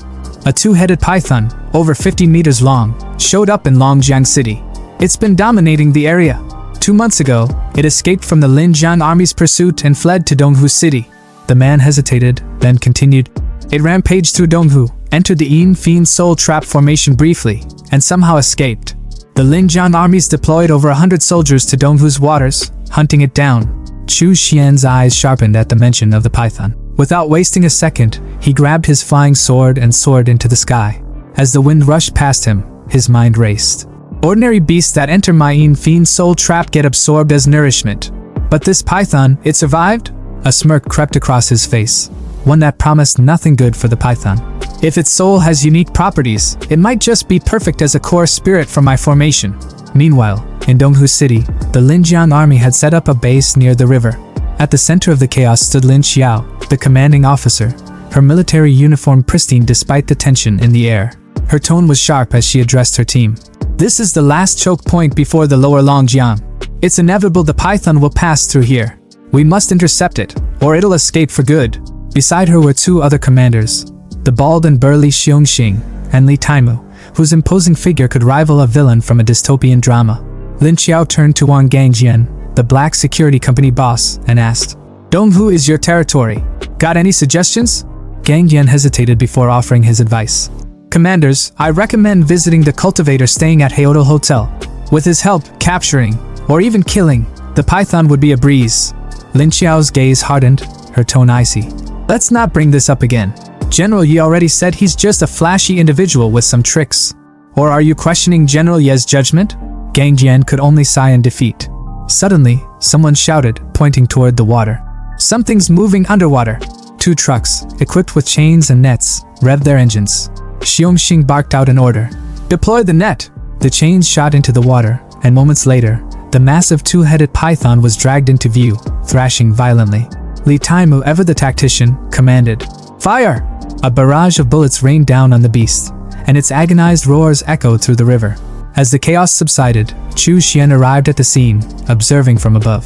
His initial excitement dimmed as he thought, "It's already dead? How disappointing. Guess I'll head back." But just as Lin Xiao began to boast about their victory, the python struck. With terrifying speed, it lunged out of the water, its jaws wide open. Lin Xiao, still lost in her own delusions, hadn't even realized her fate. She confidently ordered Gangjian, "Prepare a team to retrieve the corpse," only to be swallowed whole in an instant. Her untimely demise left everyone frozen in terror. Gangjian's expression twisted in shock and fear. Chu Xian, sensing the commotion, turned back, his eyes narrowing as he pieced it together. The python pretended to be dead, he thought. It waited for the commanders to drop their guard before striking. Such cunning, even if I extract its soul, it'll retain this shrewdness. As an enemy, it'd be a nightmare. A sly grin spread across his face, his eyes gleaming with delight. But as my servant, it'll guard my domain perfectly.